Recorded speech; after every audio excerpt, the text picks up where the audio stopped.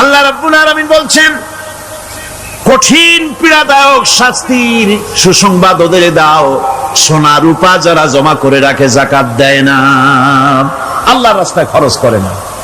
সোনা এখন পুরুষেরাও ব্যবহার করা আরম্ভ করছে। অবশ্য চিটাগংয়ে এমন কাম শুরু হয়নি। ছাত্র, শিক্ষক, অফিসার গলা একটা সোনার চেন, শীতের দিনেও সামনের বোতাম খুলে রাখে যাতে চেনটা সকলে দেখে। মিয়া সাহেব, এটা সোনার চেন না, জাহান্নামের আগুনের শিকল পড়েছ। পুরুষের জন্য এক রত্তি সোনাও হারাম।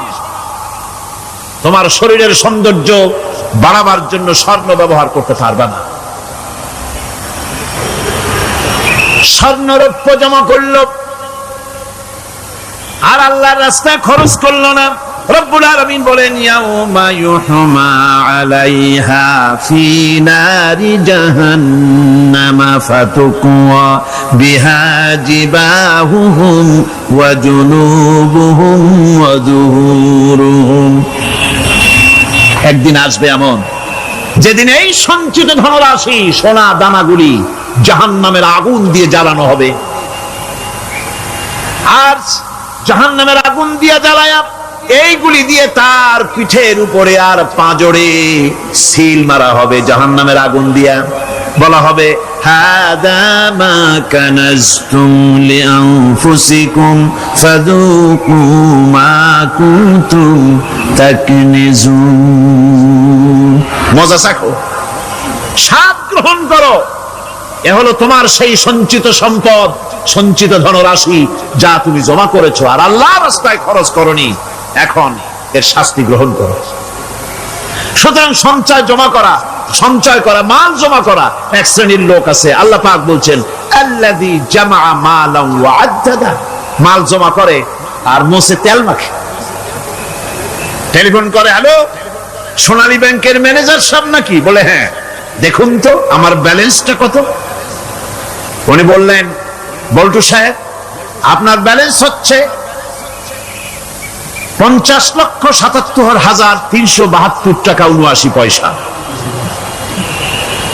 তখন মোজ ঘষে, আতর লাগায়, তেল মাখে আর মনে মনে আনন্দ হয়, আরো কিছু জমা করতে পারলেই তো কঠিন কোটায় পৌঁছে যাব। আল্লাযী জামা মালান ওয়া আদ্দাদা। মাল জমা করে আর গুনতে থাকে, আল্লাহর রাস্তায় খরচ করে না।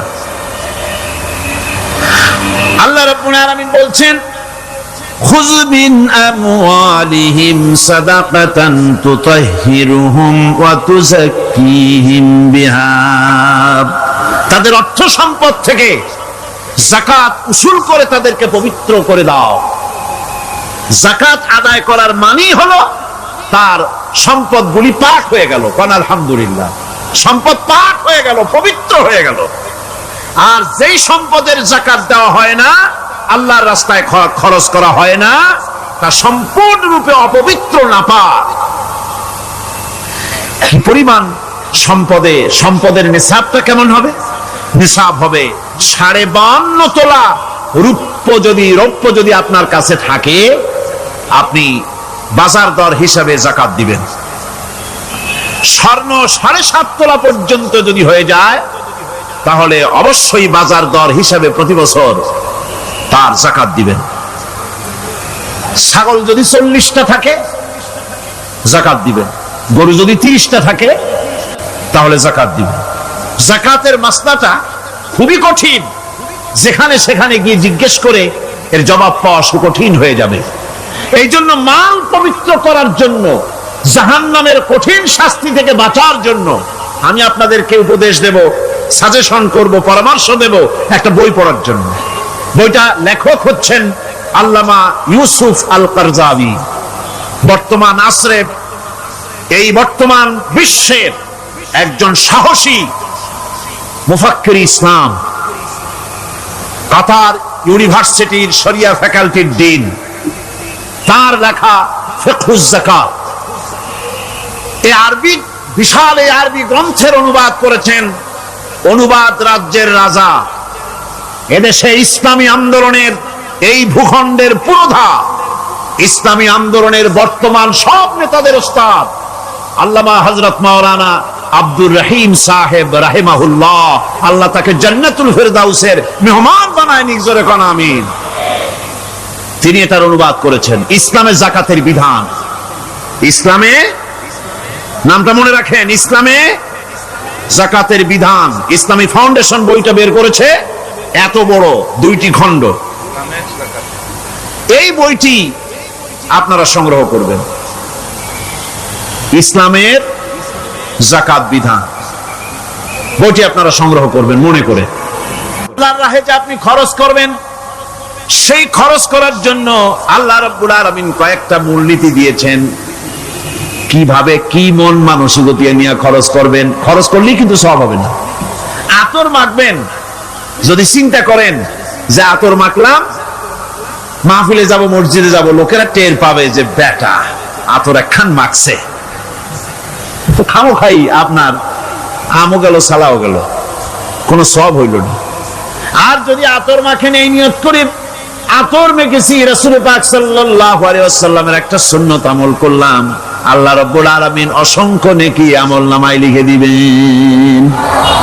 নিয়তের উপরে দারমাদার করছে সবকিছু। এখন আপনি যে খরচ করবেন, সেই খরচটা কিভাবে করবেন, কি মন মানসিকতায় করলে পরে আল্লাহ খুশি হবেন, সেই কথাটি আল্লাহ পাক কোরআনে কারীমের মধ্যে বলছেন।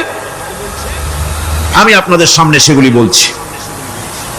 দানটা হতে হবে কেবলমাত্র আল্লাহরে খুশি করার জন্য, মনে রাখেন। এটা হলো এক নম্বর। কি দানটা হতে হবে কারে খুশি, জোরে কোন। আল্লাহ পাক বলছেন, ওয়ামা তুনফিকুনা ইল্লা ইবতিগা ওয়াজহিল্লাহ, তোমরা যা কিছু খরচ করো তাতে আল্লাহর সন্তুষ্টি লাভ করা ছাড়া মনের মধ্যে অন্য কিছু যেন লক্ষ্য না থাকে, শুধুমাত্র আল্লাহর সন্তুষ্টি মনের মধ্যে তোমরা রাখবে। আর কাউকে কোন জিনিস দিয়ে তার কাছে অনুগ্রহ প্রকাশ করতে পারবে না। আমি তোমার এই উপকার করছিলাম, তুমি নেমো খারামের মতো আজ কথা বলো, এরকম বলে না। কাউকে কিছু দিয়ে অনুগ্রহ প্রকাশ করবা না, তার মনে ব্যথা দিবা না।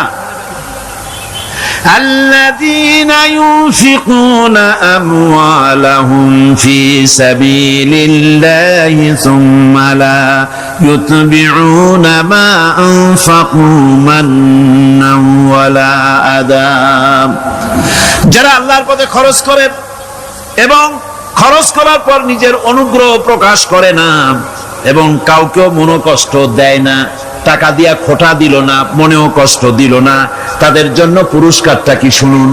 আল্লাহ পাক বলেন পুরস্কার হচ্ছে লাহুম আজরুহুম ইনদা রাব্বিহিম ওয়ালা খাউফুন আলাইহিম ওয়ালা হুম ইয়াহজানুন, ওদের জন্য তার পরওয়ারদিগারের কাছে রয়েছে বিরাট পুরস্কার, আজরে আজিম।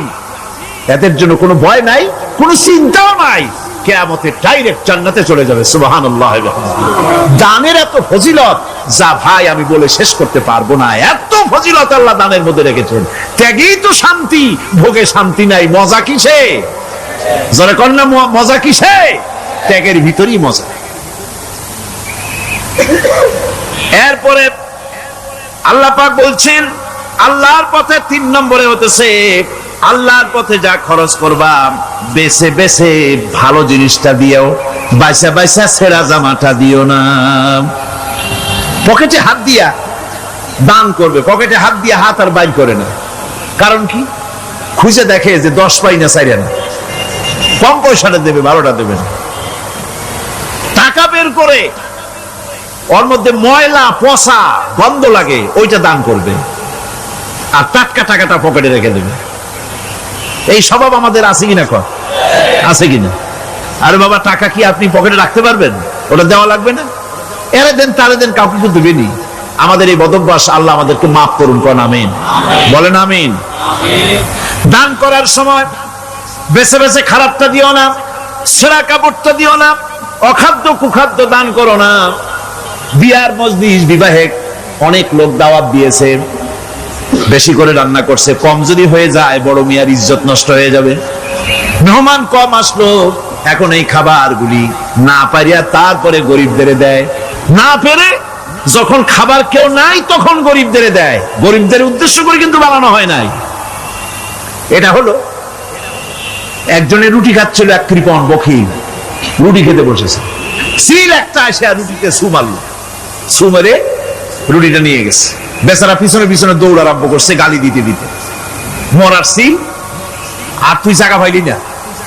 চিলের পিছনে দৌড়াতে দৌড়াতে নদীর পারে চলে আসছে। সিলও দেখে যে আল্লাহ এমন এক বেকায়দার লোকের রুটি নিলাম, কোন গাছেও বসতে পারি না তার ঢিলার জ্বালায়। শেষ পর্যন্ত পাশে ছিল নদী, নদীর উপর দিয়া চিল উড়ে ওপার যাওয়া আরম্ভ করছে। বখিল বেচারা দাঁড়াই থাকে, দিলাম ফি সাবিলিল্লাহ, আল্লাহর রাস্তে দিলাম। এর তো কোনো মানে নাই। নিজে খেতে না পারে বাসি অখাদ্য কুখাদ্য এগুলি দিতে আল্লাহ পাক নিষেধ করেছেন। দিবা বাইসে বাইসে ভালো জিনিসটা, যেটা তোমার কাছে প্রিয় ওইটা দিও। তুমি যদি খারাপটা দাও তাহলে আল্লাহ তোমার দেবেন ওই মানের।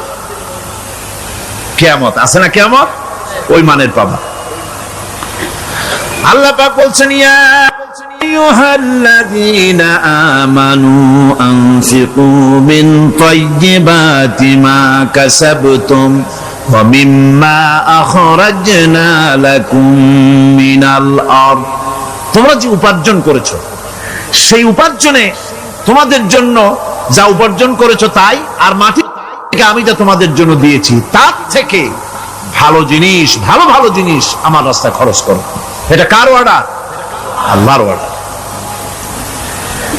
আর খরচ করার জন্য ওয়ালা তায়াম্মামুল খাবিসা মিনহু তুনফিকুন, খরচ করার জন্য বাইসা বাইসা খারাপ জিনিসগুলি খুঁজে বেড়াইও না, ভালো জিনিসগুলি আমার রাস্তায় খরচ করো। আর যতদূর সম্ভব গোপনে দিও, যতদূর সম্ভব দান গোপনে করি। মানুষকে শুনায়ও না অমুক জায়গায় দিলাম, বা মানুষের দেখায় দেখায় দিও না। কোন কোন শহর আছে কোরবানির সময় বিরাট গরু কেনা হয়, সেই গরুর তলায় মালা দিয়া তারপরে শহরে রাস্তায় রাস্তায় ঘুরানো হয়, অমুক মিয়া সাহেব এই গরুটা কোরবানি করবে। এরকম চিটাগংয়ে হয় না, অন্য অন্য জেলায় হয়। জি, এখানেই বেশি হয়। তাই আশ্চর্য কথা। তাহলে তো উচিত, এরকম যদি উদ্দেশ্য হয় তাহলে বড় মিয়া গরুর সাথে একসাথে হাঁটা উচিত। লোকেরা বুঝুন কোন বড় মিয়া আর কোন বড় গরু। আপনি এটা করলেন কি জন্য? এই কাজটা তো নিন্দনীয় কাজ। আর প্রতিযোগিতামূলক কোরবানি করা, প্রতিযোগিতামূলক 35,000 টাকার গরু কোরবানি করা হলো, মানে নাই। মানুষকে শুনাইয়া, মানুষকে দেখাইয়া যদি করা হয় কোনো ফল পাওয়া যাবে না। আমার বন্ধুগণ, আল্লাহ রাব্বুল আলামিন বলছেন মানুষকে দেখাবার জন্য দান সদকা করো না। ইন তুবদুস সাদাকাতি ফানি'ম্মা হিয়া ওয়া ইন তুখফুহা ওয়া তু'তুহাল ফুকারা ফাহুয়া খায়রুল লাকুম ওয়া ইউকাফিরু আনকুম মিন সাইয়্যাতিকুম। প্রকাশ্যভাবে খরচ করলে তা ভালো, আল্লাহ পাক বলছেন প্রকাশ্যভাবে খরচ করলে তা ভালো, কিন্তু গোপনে দান করা সবচেয়ে উত্তম। তবে প্রকাশ্যে দান করতে গিয়ে যদি এটা এই জন্য হয় যে আমি দিলে পরে আরো একজন উৎসাহিত হয়ে যাবে, সমাজ কল্যাণ পরিষদের এত বড় বিশাল মাহফিল, 16 লক্ষ টাকা খরচ হবে, দিলাম আমি 1 লাখ টাকা, এটা শুনাইয়া বলার পর আমার কথা শুনিয়া আরো যাদের টাকা আছে তারা হয়তো 2 লাখ দেবে, এই চিন্তা করে যদি তারগিবের জন্য, উৎসাহ প্রদানের জন্য, ইন্সপিরেশনের জন্য যদি হয়, এই নিয়ত হলে ক্ষতি নেই। কিন্তু সর্বাবস্থায় দানটা গোপন হয় ভালো। আল্লাহ পাক বলেন গোপনে যদি তুমি দান করো তাহলে আমি রব্বুল আলামিন ওই গোপন দানের বিনিময় তোমার সমস্ত গোপনীয় গুনাহগুলি আমি রব্বুল আলামিন মাফ করে দেব। তোমার গোপন গুনাহগুলি মাফ করে দেব। 5 নম্বরে হচ্ছে নির্বোধ আর অজ্ঞ লোকদেরকে প্রয়োজনের অতিরিক্ত টাকা দিবা না। দেখেন ইসলামের কি সুন্দর বিধান। বোকা, নির্বোধ, অজ্ঞ আছে না সমাজে? তুমি মহব্বতে, আল্লাহর মহব্বতে ওর লাগে 500 টাকা দিয়ে দিলা 5000 টাকা, এ তো সর্বনাশ করে ফেলাবে, সে তো খারাপ টাকায় তা ব্যয় করবে। এই জন্য অজ্ঞ লোকদেরকে, নির্বোধ লোকদেরকে প্রয়োজনের অতিরিক্ত দিতে আল্লাহ নিষেধ করেছেন। তবে আল্লাহর ইচ্ছা হচ্ছে এই যে যত বড় পাপী হোক আর যত বড় খোদাদ্রোহী হোক না কেন, প্রত্যেকের খাওয়া, পড়া, শিক্ষা, চিকিৎসা গ্যারান্টি দিতে হবে। সুবহানাল্লাহ। কোন এর নাম তো আল্লাহ, এর নাম কি? আল্লাহ পাক, যার ভেতরে কোনো কার্পণ্যতা নাই। আল্লাহরে মানলেও আল্লাহ খাইতে দেন, না মানলেও দেন, সকলকেই দেন সমভাবে।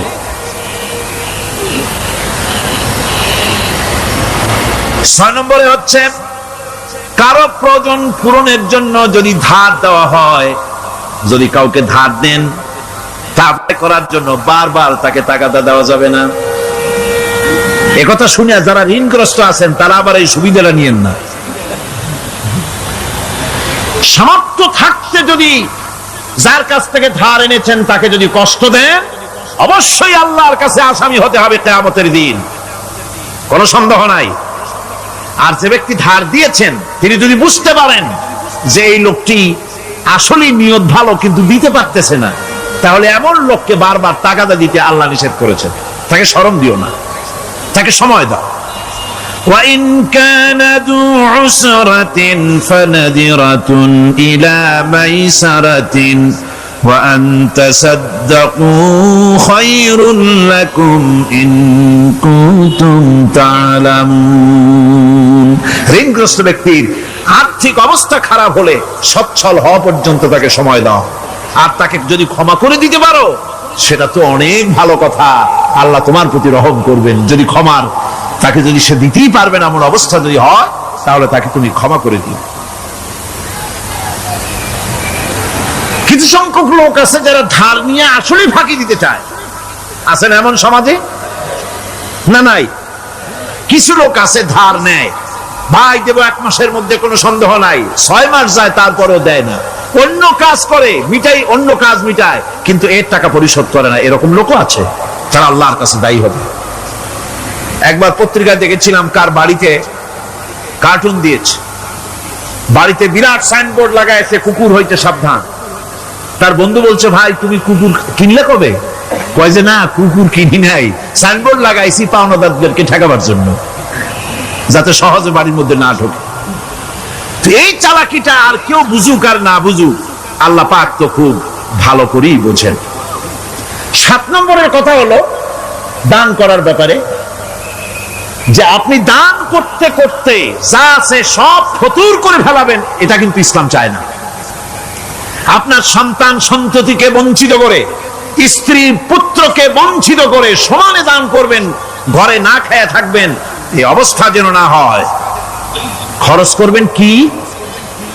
আল্লাহ পাক বলছেন, وَيَسْأَلُونَكَ مَاذَا يُنْفِقُونَ قُلِ الْعَفْوَ। নবী আপনাকে প্রশ্ন করা হয় কি খরচ করব? আপনি বলুন প্রয়োজনের অতিরিক্ত জিনিস যেটা আছে সেটাই আল্লাহর জন্য খরচ করে দাও। তোমার প্রয়োজন যখন মিটে গেছে, ব্যাংকের মধ্যে অসংখ্য টাকা জমা রাখা খালি গুনতেছে বসে বসে, তা না করে অভাবগ্রস্ত মানুষদের প্রয়োজন মিটাও। খরচ করার ভিতরে আর খরচ না করার ভিতরে ভারসাম্য রক্ষা করতে হবে। ولا تجعل يدك مغلولة إلى عنقك ولا تبسطها كل البسط فتقعد ملوما محسورا। তোমাদের দানের হাত গুটায় একেবারে গলার সাথে বেঁধে রেখো না, আবার এমন বেশি ছেড়েও দিও না, কারণ এর ফলে তোমাকে অনুতপ্ত হওয়া লাগতে পারে, কার্পণ্যতাও না হয়, আর দিন জমের মতো দিয়ে সব ফতুর না হয়ে যাও। দুটোর মধ্যে ব্যালেন্স হতে হবে। আর 8 নম্বরে কথা হচ্ছে যে এই দানের উপযুক্ত কারা। আপনি তো যাকাত দিবেন কাদের, সে কথা আল্লাহ বলে দিয়েছেন, আগে বলা হয়েছে না? কয়টা খাতে দিবেন? মাশাআল্লাহ, মনে আছে আপনাদের। আর এমনি সাধারণ দান সাদকা কাদেরকে দিবেন, উপযুক্ত পাত্র কারা, তার একটা লিস্ট আল্লাহ দিচ্ছেন। وبالوالدين إحسانا وبذي القربى واليتامى والمساكين والجار ذي القربى। নিজের পিতামাতা, নিকট আত্মীয়, ইয়াতীম, মিসকিন এবং আত্মীয় প্রতিবেশী তাদেরকে দিবে। আমি কিন্তু এখন যাকাতের কথা বলছি না, মা বাপকে যাকাত দেওয়া যাবে না। এটা হচ্ছে দান, সহযোগিতা করা, ইহসান করা। এই ইহসান মা বাপকে, প্রতিবেশী আত্মীয় যারা, মিসকিন যারা, এতিম যারা, অনাত্মীয় প্রতিবেশী যারা, চলার সাথী, প্রবাসী এবং নিজের চাকর চাকরানি যা কিছু আছে, এই সকলকেই এই সাহায্য করতে হবে, একথা আল্লাহ বলে দিয়েছেন। এবং আমরা যে আয়াত আলোচনা করতেছি সে আয়াতের ভিতরেও এই ফিরিস্তি আল্লাহ পাক বলে দিয়েছেন। আল্লাহর রাস্তায় যারা দান করবে তাদের সম্পর্কে আল্লাহ বলছেন এখন, মাসালুল লাযীনা ইউনফিকুনা আমওয়ালাহুম ফি সাবিলিল্লাহি কামাসালি হাব্বা। আল্লাহর রাস্তায় খরচ করা এর দৃষ্টান্ত হলো একটা দানার মতো, যেই দানাটা থেকে 7টা ডাল বেরিয়ে গেল। ফি কুল্লি সুমবালাতিন মিআতু হাব্বা, একটা দানা থেকে 7টা ডাল বেরোলো, এক একটা ডালে 100 করে দানা হলো, সব মিলাইয়া 700 দানা হয়ে গেল। ওয়াল্লাহু ইউদাইফু লিমান ইয়াশা ওয়াল্লাহু ওয়াসিউন আলীম। আল্লাহ পাক বলেন এই পৃথিবীতে একটা দানায় 700 দানা যে আল্লাহ রাব্বুল আলামিন তোমার হাতে ধরায় দিলেন, সে আল্লাহ পাকের ব্যাংকে যদি টাকা জমা রাখো, আল্লাহর রাস্তায় যদি খরচ করো, 700 গুণ বাড়াইয়া আল্লাহ তোমার হাতে ধরাইয়া দিবেন। আল্লাহু ইউদাইফু লিমান ইয়াশা, আর আল্লাহ ইচ্ছে করলে এর থেকেও বেশি তোমাকে দান করবেন। সুবহানাল্লাহ কোন জোরে। আর এই দান করতে হবে মরার আগে। কোন সময় দেবেন কোন? আমার দেশে বহু মুসলমান আছে যারা বলে, হুজুর আসি আপনাদের পেছনে, যা বলেন আসি, জীবন দিয়া দেব। এরা খুব চালাক, জীবন দিতে চায়, মাল দিতে চায় না। আল্লাহ তো আগে জীবন চায় নাই, আল্লাহ আগে কি চেয়েছেন? আল্লাহ আগে কি চেয়েছেন? আল্লাহ চেয়েছেন মাল। وَتُجَاهِدُونَ فِي سَبِيلِ اللَّهِ بِأَمْوَالِكُمْ وَأَنفُسِكُمْ। আল্লাহ পাক বলেন জিহাদ করো আমার রাস্তায় মাল দিয়ে আর জান দিয়ে। মাল দাও আগে, মাল না দিয়া যদি আগে মরে যাও, মালটা তো থেকেই গেল। সুতরাং মাল আগে আমার রাস্তায় দাও। দেবা কখন? মরার আগে দাও। وَأَنفِقُوا مِمَّا رَزَقْنَاكُم مِّن قَبْلِ أَن يَأْتِيَ أَحَدَكُمُ الْمَوْتُ। আমার রাস্তায় খরচ করো মৃত্যু আসার আগে। فَيَقُولَ رَبِّ لَوْلَا أَخَّرْتَنِي إِلَى أَجَلٍ قَرِيبٍ। যদি মরার আগে না দাও, মৃত্যুর সময়, মৃত্যু যখন এসে গেল, সেই সময় যদি বলো, অনুশোচনা যদি করো, আরে যদি আমি সময় পাইতাম, একটু খানিক যদি সময় দিতে, আল্লাহ একটু সময় আমারে যদি দাও, ফাসাদদাকা ওয়া আকুম মিনাস সালিহিন। দান সদকা করব, সব আল্লাহর রাস্তায় দিয়ে দেব, আর আমি সালেহ বান্দাদের মধ্যে শামিল হয়ে যাব। আল্লাহ একটু সময় আমারে দাও। আল্লাহ পাক বলছেন, ওয়ালাই ইউআখিরাল্লাহু নাফসান ইযা জাআ আজালুহা আল্লাহু খাবীরুম বিমা তা'মালুন। মৃত্যুর নির্ধারিত সময় আসলে 1 সেকেন্ড আগে পাশে করা হবে না। সুতরাং মৃত্যুর আগে খরচ করো। আপনি মনে করবেন যে আপনি মরে গেলে পরে আপনার ছেলে মেয়ে আপনার জন্য করবে, খরচ করবে। হ্যাঁ করবে ঠিক, মরার পরে কুলখানির পরে 40, তারপরে শেষ, এরপর আর করবে। আপনার ছেলে মেয়ে যে আপনার জন্য করবে তার প্রমাণ তো আপনি নিজে। আপনি আপনার ছেলের মেয়ের জন্য কি করেছেন? আপনার মা বাবার জন্য কি করছেন? আপনার মা বাবার জন্য যদি আপনি কিছু না করে থাকেন, আপনার ছেলে মেয়ে আপনার জন্য করবে না। সুতরাং নিজের কাজ নিজে করেন। আপনার পিঠ যদি চুলকায়, আর নাতিরে যদি বলেন নাতি পিঠটা চুলকায় দাও, সে যে জায়গা চুলকাবে আপনি করবেন উত্তর দিকে, সে উত্তর দিকে আর দক্ষিণ দিকে, উপরে নিচে পিঠে পাশার কাছে যে জায়গায় আঙ্গুল দেবে আপনি করবেন ওখানে না, আবার আরেকটু উপরে দাও আরেকটু পাশে দাও, জায়গা মতো পড়বেই না। আর কষ্ট করে নিজের হাতটা যদি পৌঁছাইতে পারেন জায়গা মতো পড়ে, একবার চুলকানি মারলেই চুলকানি শেষ, ঠিক কিনা? সুতরাং আপনি অন্যের উপরে ভরসা না করে নিজের খরচ নিজেই করে যান, নিজের কাজ নিজে করে যান, আল্লাহর রাস্তায় খরচ করে যান, বেশি পরিমাণে খরচ করেন, যত খরচ করবেন আল্লাহ রাব্বুল আলামিন রাজি হয়ে যাবে। কোন সুবহানাল্লাহ। ভিত্তিক অর্থ ব্যবস্থা কায়েম করে, আর অনৈসলামিক সরকার সুদ ভিত্তিক অর্থ ব্যবস্থা কায়েম করে। যাকাত আর সুদের মধ্যে পার্থক্য কি? যাকাত হচ্ছে, এক কথায় বুঝাই, ব্যাখ্যা দেব না, এক কথায় বুঝাবো। যাকাত হচ্ছে ধনীদের কাছ থেকে নেও, গরিবদেরকে দাও।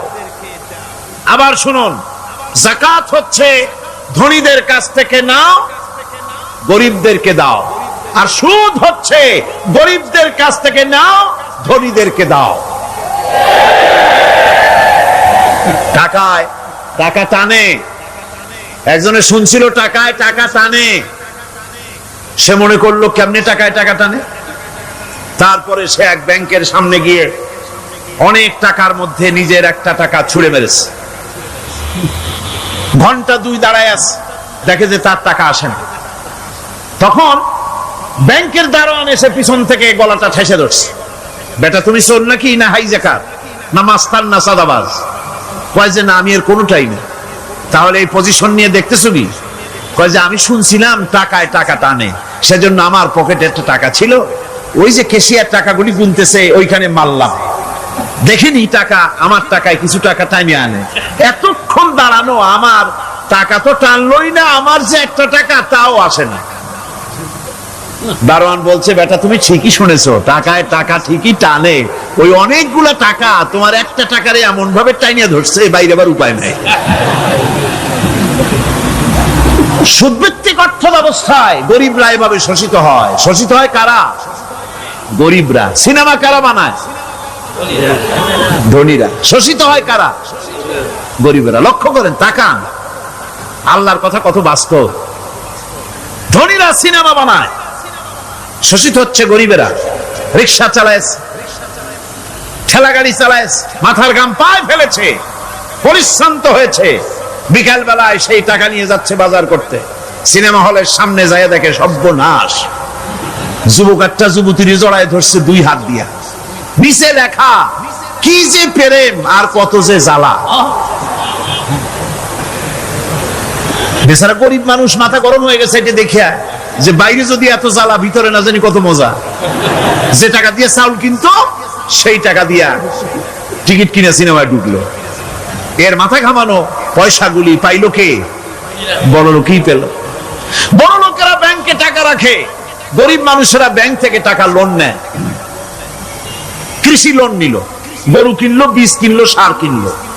আকাশ থেকে বৃষ্টি হলো না, অনাবৃষ্টি, অতিবৃষ্টি, খরার কারণে ফসল হলো না। ব্যাংক কি তার লোন মাফ করবে? তার সুদ মাফ করবে? শেষ পর্যন্ত গরুটা বেচা, মায়ের হাতের, বউ হাতের শেষ চুরি গাছা বিক্রি করে লোন পরিশোধ করলো। বড় লোকের টাকা ওখানে ছিল, ওই টাকায় আরো টাকা গিয়ে জমলো, আর গরিব ফতুর হয়ে গেল। এই জন্য আল্লাহ পাক বলেছেন, সুদ হচ্ছে ওয়াহাল্লাল্লাহুল বায়আ ওয়া হাররামা রিবা। আল্লাহ পাক ব্যবসাকে করেছে হালাল, সুদকে করেছেন হারাম। এই সুদের মধ্যে 70টি গুনাহ, তার ছোট্ট গুনাহ হলো নিজের মায়ের সাথে জিনা করা। জোরে কর নাউযুবিল্লাহ। মায়ের সাথে জিনা করার চাইতে নিকৃষ্ট, এটা হলো ছোট গুনাহ। টের পাইছেন? এটি হলো ছোট গুনাহ। তাহলে বড় গুনাহ কি? বড় গুনাহ হচ্ছে আল্লাহ আর তার রাসূলের সাথে যুদ্ধ করা। নাউযুবিল্লাহ পড়ে। সুতরাং এই সুদ ভিত্তিক অর্থ ব্যবস্থার, এই সুদ ভিত্তিক অর্থ ব্যবস্থাকে নির্মূল করে দিয়ে ইসলাম যাকাত ভিত্তিক অর্থ ব্যবস্থা কায়েম করেছিল, যার ফলে মানুষ খেয়ে পরে সুখে শান্তিতে বসবাস করেছে। চুরি নাই, ডাকাতি নাই, জেনা নাই, ব্যভিচার নাই, হত্যা নাই, ধর্ষণ নাই। এমন এক সময় এসেছিল কোরআনে কারিমের বরকতে, যাকাত ভিত্তিক অর্থনীতির বরকতে এমন এক সময় এসেছিল ময়দানে ঢোল পিটানো হতো বাজারে বাজারে, যাকাত কে নেবে, যাকাত কে নেবে, যাকাত কে নেবে। একজন মানুষও খুঁজে পাওয়া যায় নাই যে বলবে যাকাত আমার দরকার। গল্প করলাম? এটা কি গল্প? বাস্তব। হযরত ওমর বিন আব্দুল আজিজ রাহমাতুল্লাহ আলাইহির জামানায় সাদকার টাকা নিয়ে 3টি দিন একজন ঘুরেছেন গ্রামে গ্রামে, ময়দানে ময়দানে। একটা গরিব খুঁজতেছেন সদকার টাকা দেবে, গরিব খুঁজে পাওয়া যায় না। ক্লান্ত শ্রান্ত হয়ে মরুদ্যানের ভিতরে আরাম করতেছেন, এমন সেখানে আর একটা লোক আসছে, ধুলা মলিন বড় একটা বস্কা তার সাথে। এই লোকটি তার কাছে গিয়ে বলছে, ভাই আল্লাহ আপনারে আমারে মিলাই দিছে, 3 দিন পর্যন্ত ঘুরেছি কিছু সদকার টাকা নিয়ে, এত বড় দেশের এত জায়গা ঘুরলাম, একটা গরিব পাই নাই যে তারে দেব, আল্লাহ আপনারে মিলাই দিছে, নেন এই টাকাগুলা। কয় যে তোমার মাথা খারাপ না স্কুল উঠিলা? তুমি কি মনে করছো আমার এই বস্কার মধ্যে ছেঁড়া খাতা? তোমার টুপলায় যে টাকা আছে আমার বস্তায় তার থেকে অনেক বেশি টাকা আছে। তুমি ঘুরতেছো 3 দিন, আমি ঘুরতেছি সপ্তাহকাল, একটা ভিক্ষুক পাই নাই। এটা কিসের বরকতে? ইসলামী অর্থনীতির বরকতে। যখন কিসের বরকতে? কপাল পোড়া জাতি, কপাল পোড়া জাতি। সেই বরকতপূর্ণ সমাজ ব্যবস্থার দিকে না গিয়ে কোন নেতা কোন নেত্রী কি কইল সেদিকে দৌড়ায়, সেদিকেই দৌড়ায় পাগলের মতো। হেমিলেনের বংশীবাদক বাঁশি বাজায় চললো, আর ইঁদুর বাঁদর সব পিছনে ছুটলো। এর কোনো মানে হয় না। যাকাত হচ্ছে পবিত্র করে দেওয়া। নামাজের পর ইসলামের সবচাইতে গুরুত্বপূর্ণ ব্যাপার হলো নামাজ। নামাজের পরই গুরুত্বপূর্ণ ব্যাপার হচ্ছে যাকাত। আর ইবাদতের বেলায় সাধারণত নামাজের পরে আমরা রোজা বলি, নামাজ রোজা, কিন্তু আসল কথা হচ্ছে নামাজের পরেই যাকাত। কোরআনে কারিমে এভাবেই বলা হয়েছে। নামাজ এবং যাকাত এই দুটি জিনিস হচ্ছে ইসলামের প্রধান স্তম্ভ। ইসলামী রাষ্ট্র যদি হয়, যদি দেশটা ইসলামী রাষ্ট্র হয়ে যায়, তাহলে মুমিনরা যদি ক্ষমতায় আসে তাহলে কি কাজ করবে? আল্লাহ রাব্বুল আলামিন কোরআনে কারীমের মধ্যে বলেছেন, আল্লাযীনা ইম্মাক্কান্নাহুম ফিল আরদি আকামুস সালাত ওয়া আতাউজ যাকাত। আমার মুমিন বান্দারা যদি ক্ষমতায় আসে, মুমিনরা যদি ক্ষমতা পায়, তাহলে 4খানা কাজ করবে। কয়খান কাজ? জোরে চিল্লায় কোন কয়খান? প্রথম কাজ, ক্ষমতায় এসেই নামাজ প্রতিষ্ঠা করবে। প্রথম কাজ কি? নামাজ প্রতিষ্ঠা করবে। সে নামাজের কথা বলবো কালকে। 2 নম্বরের কাজ হলো যাকাত আদায় করবে। 2 নম্বরের কাজ কি? যাকাত আদায় করবে। যাকাত বোর্ড গঠন করবে না, যাকাত আদায় করবে। যে সরকার নামাজ প্রতিষ্ঠা করে না, সে সরকারের যাকাত বোর্ড করে যাকাত আদায় করার অধিকার থাকার কথা নয়। সুবিধাবাদ জিন্দাবাদ দিলে তো চলবে না। যাকাতের টাকা নিয়ে করেন কল্যাণমূলক কাজ, কিন্তু আল্লাহর হুকুম তো সেরকম না। আল্লাহর প্রথম হুকুম হলো নামাজ প্রতিষ্ঠা করতে হবে, তারপরে যাকাত আদায় করতে হবে। কোরআন শরীফ খোলার সাথে সাথে যে জিনিসটা নজরে পড়ে সেটা কি? কোরআনে কারীম খোলার সঙ্গে সঙ্গে যে জিনিসটি নজর পড়ে তা হলো আলিফ লাম মিম যালিকাল কিতাবু লা রাইবা ফীহি হুদাল লিল মুত্তাকিন আল্লাযীনা ইউমিনুনা বিল গায়বি ওয়া ইউকিমুনাস সালাতা ওয়া মিম্মা রাযাকনাহুম ইউনফিকুন। এই কিতাবের মধ্যে কোনো সন্দেহ নাই, মুত্তাকিদের জন্য কিতাব হেদায়েত, হেদায়েতের জন্য এসেছে। আর মুত্তাকি হচ্ছে তারা যারা নাকি গায়েবের প্রতি ঈমান আনে, অদৃশ্যকে বিশ্বাস করে, নামাজকে প্রতিষ্ঠা করে, আর আমি যে রিজিক দিয়েছি তার দ্বারা আমার রাস্তায় খরচ করে।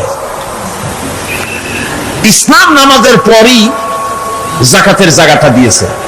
যেখানেই আছে আকিমুস সালাত সেখানেই আছে ওয়াতুজ যাকাত। দেখছেন কি ধরনের একটা মিল, যেখানেই নামাজ প্রতিষ্ঠা করো সেখানে যাকাত আদায় করো। তার মানে হলো নামাজ সঠিকভাবে প্রতিষ্ঠা হতেই পারে না যাকাত ভিত্তিক অর্থ ব্যবস্থা পরিচালিত হওয়া ছাড়া।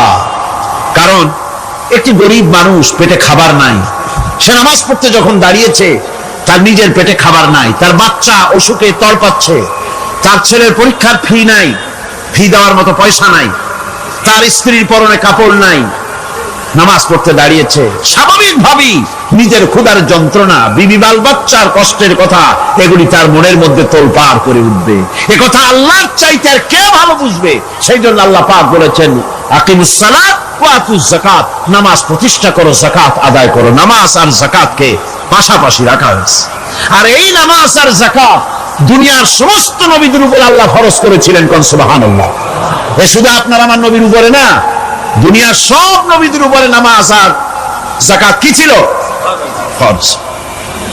হযরত ইব্রাহিম আলাইহিস সালাম এবং তার বংশের নবীদের কথা উল্লেখ করার পর আল্লাহ রাব্বুল আলামিন বলছেন ওয়াজআলনাহুম আইম্মাতান ইয়াহদুনা বিআমরিনা وأوحينا إليهم فعل الخيرات وإقام الصلاة وإيتاء الزكاة وكانوا لنا عابدين وجعلناهم أئمة আমি সমস্ত নবীদেরকে নেতা বানাইছি। সমস্ত নবীরা কি?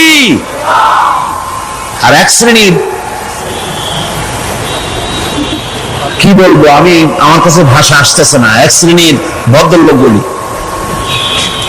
ওনারা বলেন নবীদের নেতা কওয়া যাবে না। আশ্চর্য কথা, এই আয়াতের অর্থ তারা কি করবেন? ওয়াজআলনাহুম আইম্মাতান, নবীদের কথা বলা হচ্ছে আমি সমস্ত নবীদেরকে নেতা বানিয়েছি, তাদেরকে আমি নির্দেশ করেছি ভালো কাজের, তারা কল্যাণমূলক কাজ করবে এটা নির্দেশ করেছি, নেতা বানিয়েছি। আর তাদেরকে বলেছি কল্যাণমূলক কাজ করার জন্য, নামাজকে প্রতিষ্ঠা করার জন্য, যাকাতকে আদায় করার জন্য। আর তারা সবাই ছিল আমার অনুগত, বাধ্যগত। নবীরা সব হলেন নেতা। নবীরা কি?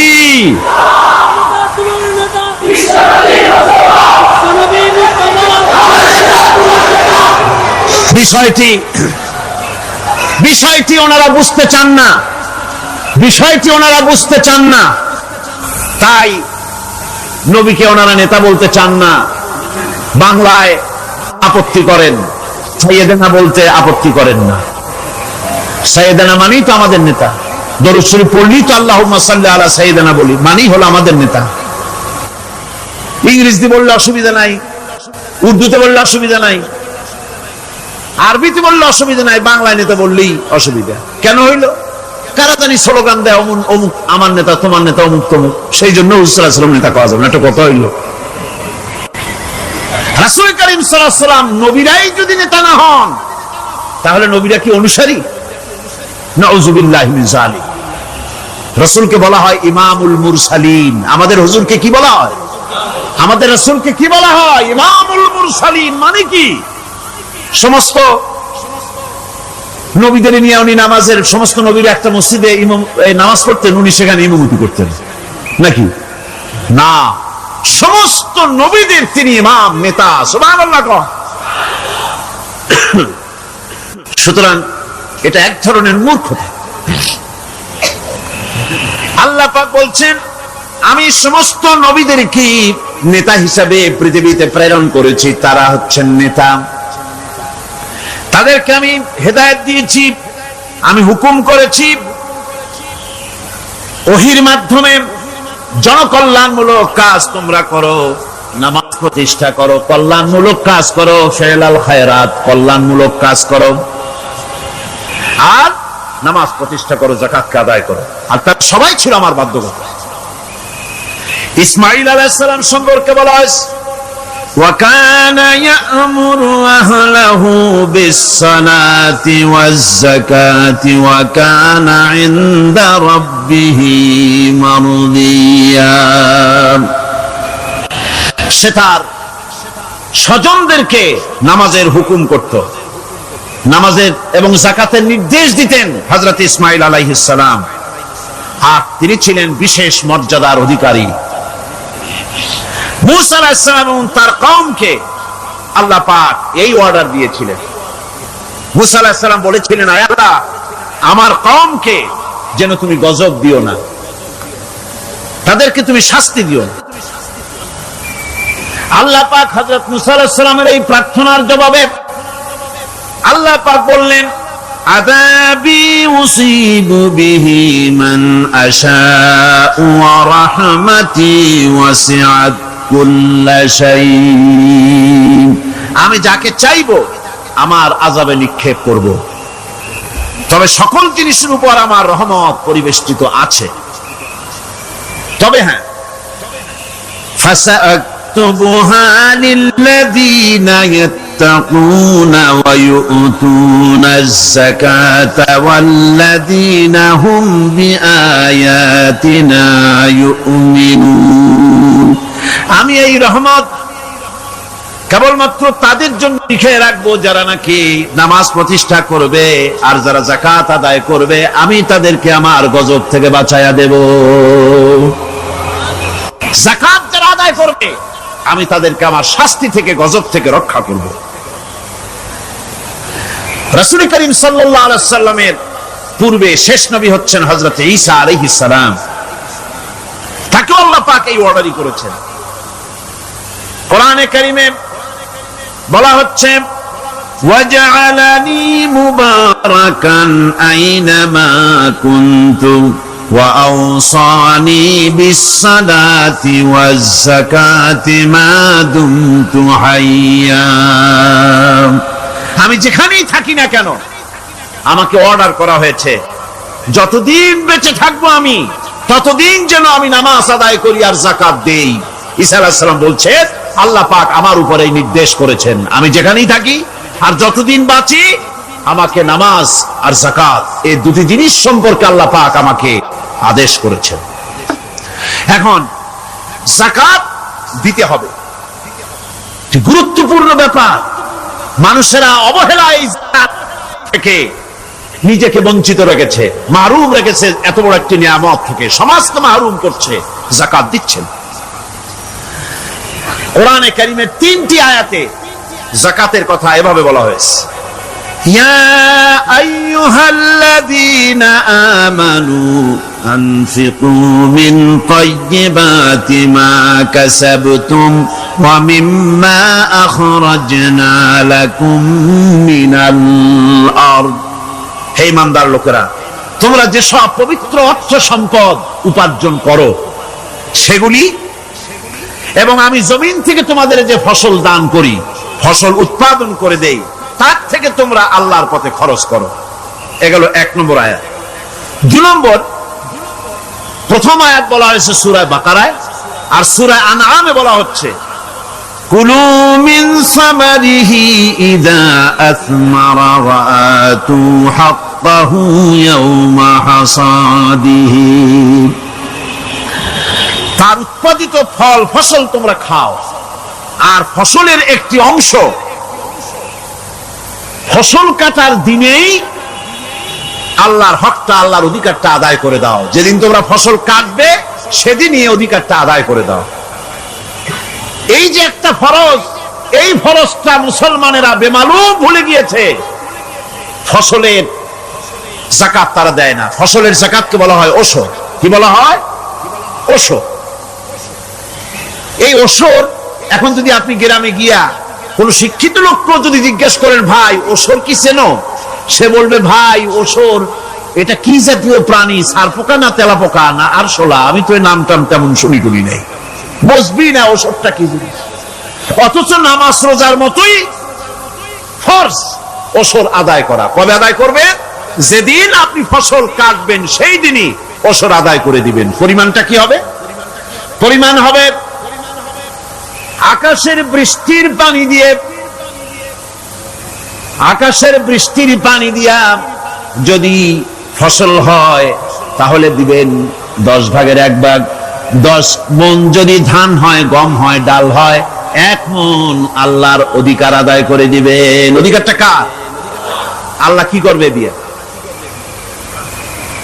আল্লাহর অধিকার মানে গরিবের অধিকার, গরিবের হক, এই অধিকারটা আদায় করে দাও। 10 মন হলে কয় মন? কি হলে?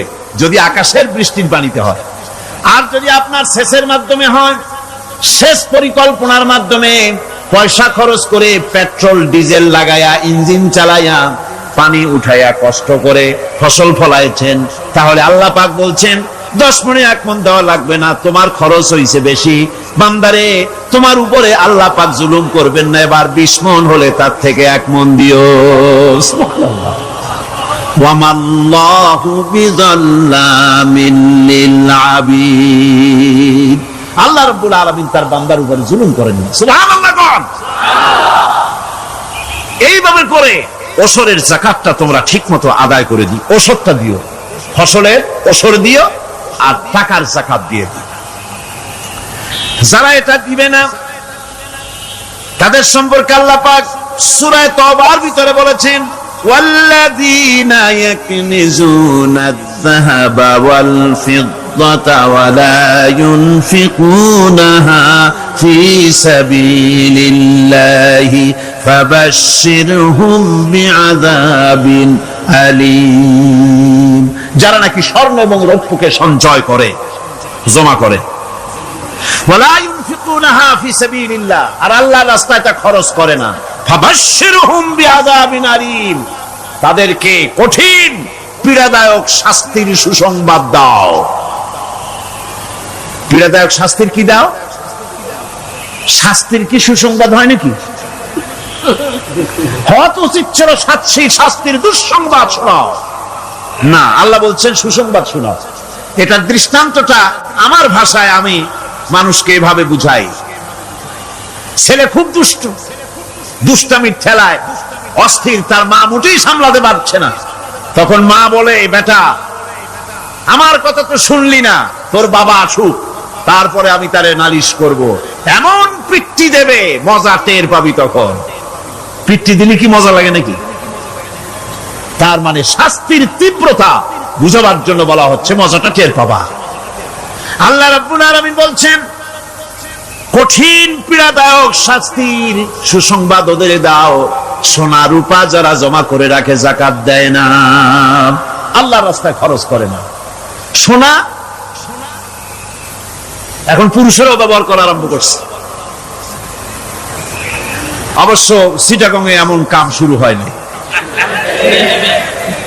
ছাত্র, শিক্ষক, অফিসার গলা একটা সোনার চেন, শীতের দিনেও সামনের বোতাম খুলে রাখে যাতে চেনটা সকলে দেখে। মিয়া সাহেব, এটা সোনার চেন না, জাহান্নামের আগুনের শিকল পড়েছ। পুরুষের জন্য এক রত্তি সোনাও হারাম। তোমার শরীরের সৌন্দর্য বাড়াবার জন্য স্বর্ণ ব্যবহার করতে পারবা না। স্বর্ণ রৌপ্য জমা করলো আর আল্লাহর রাস্তায় খরচ করলো না। রব্বুল আলামিন বলেন, ইয়াউমা ইউহমা আলাইহা ফি নারি জাহান্নামা ফাতুকওয়া বিহা জিবাহুহুম ওয়া জুনুবুহুম ওয়া যুহুরুহুম। একদিন আসবে এমন, যেদিন এই সঞ্চিত ধনরাশি, সোনা দানাগুলি জাহান্নামের আগুন দিয়ে জ্বালানো হবে। আর জাহান্নামের আগুন দিয়ে জ্বালায়া এইগুলি দিয়ে তার পিঠের উপরে আর পাঁজরে সিল মারা হবে জাহান্নামের আগুন দিয়া। বলা হবে, হাদা মা কানাজতুম লিআনফুসিকুম ফাযুকু মা কুনতুম তাকনিজুন। মজা চাখো, স্বাদ গ্রহণ করো, এ হলো তোমার সেই সঞ্চিত সম্পদ, সঞ্চিত ধনরাশি যা তুমি জমা করেছো আর আল্লাহর রাস্তায় খরচ করনি। এখন এর শাস্তি গ্রহণ করো। সুতরাং সঞ্চয় জমা করা, সঞ্চয় করা, মাল জমা করা এক শ্রেণীর লোক আছে। আল্লাহ পাক বলছেন, আল্লাযী জামা মালান ওয়া আদ্দাদা, মাল জমা করে আর মোছে তেল মাখে।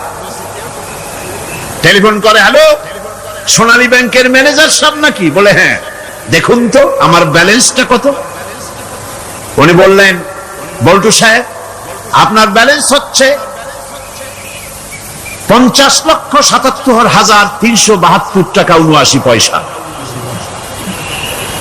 তখন মোজ ঘষে, আতর লাগায়, তেল মাখে, আর মনে মনে আনন্দ হয়, আরো কিছু জমা করতে পারলেই তো কঠিন কোটায় পৌঁছে যাব। আল্লাযী জামা মালান ওয়া আদ্দাদা, মাল জমা করে আর গুনতে থাকে, আল্লাহর রাস্তায় খরচ করে না। আল্লাহ রাব্বুল আলামিন বলছেন, খুয মিন আমওয়ালিহিম সাদাকাতান তুতাহহিরুহুম ওয়া তুযাক্কিহিম বিহা, তাদের অর্থ সম্পদ থেকে যাকাত উসুল করে তাদেরকে পবিত্র করে দাও। যাকাত আদায় করার মানেই হলো তার সম্পদগুলি পাক হয়ে গেল। কোন আলহামদুলিল্লাহ, সম্পদ পাক হয়ে গেল, পবিত্র হয়ে গেল। আর যেই সম্পদের যাকাত দেওয়া হয় না, আল্লাহর রাস্তায় খরচ করা হয় না, তা সম্পূর্ণরূপে অপবিত্র, নাপাক। কি পরিমাণ সম্পদের নিসাবটা কেমন হবে? নিসাব হবে 52.5 তোলা রৌপ্য যদি আপনার কাছে থাকে, আপনি বাজার দর হিসাবে যাকাত দিবেন। স্বর্ণ 7.5 তোলা পর্যন্ত যদি হয়ে যায়, তাহলে অবশ্যই বাজার দর হিসাবে প্রতি বছর তার যাকাত দিবেন। ছাগল যদি 40টা থাকে, যাকাত দিবেন।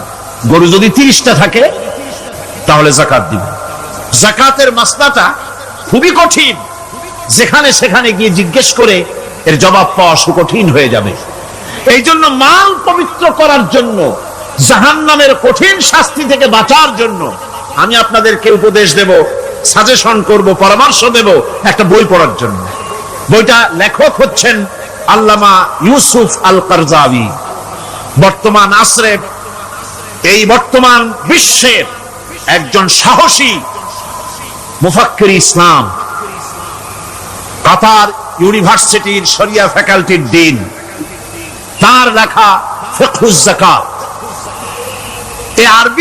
বিশাল এই আরবি গ্রন্থের অনুবাদ করেছেন অনুবাদ রাজ্যের রাজা, এদেশে ইসলামী আন্দোলনের, এই ভূখণ্ডের পুরোধা ইসলামী আন্দোলনের বর্তমান সব নেতাদের ওস্তাদ আল্লামা হযরত মাওলানা আব্দুর রহিম সাহেব রাহিমাহুল্লাহ, আল্লাহ তাকে জান্নাতুল ফেরদাউসের মেহমান বানায় নিক, জোরে কোন আমিন।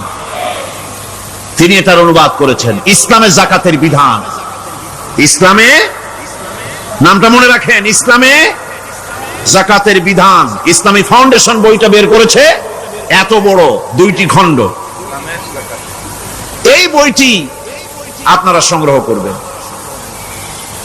ইসলামের যাকাত বিধান।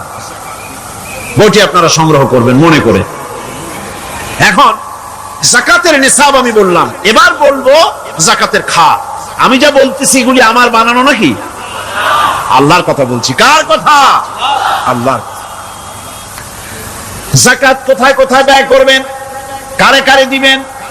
আল্লাহ রাব্বুল আলামিন বলেন, ইন্নামাস সাদাকাতু লিল ফুকারাই ওয়াল মাসাকিনি ওয়াল আমিলিনা আলাইহা ওয়াল মুআল্লাফাতি কুলুবুহুম ওয়া ফিল রিকাব والغارمين وفي سبيل الله وابن السبيل فريضة من الله والله عليم حكيم।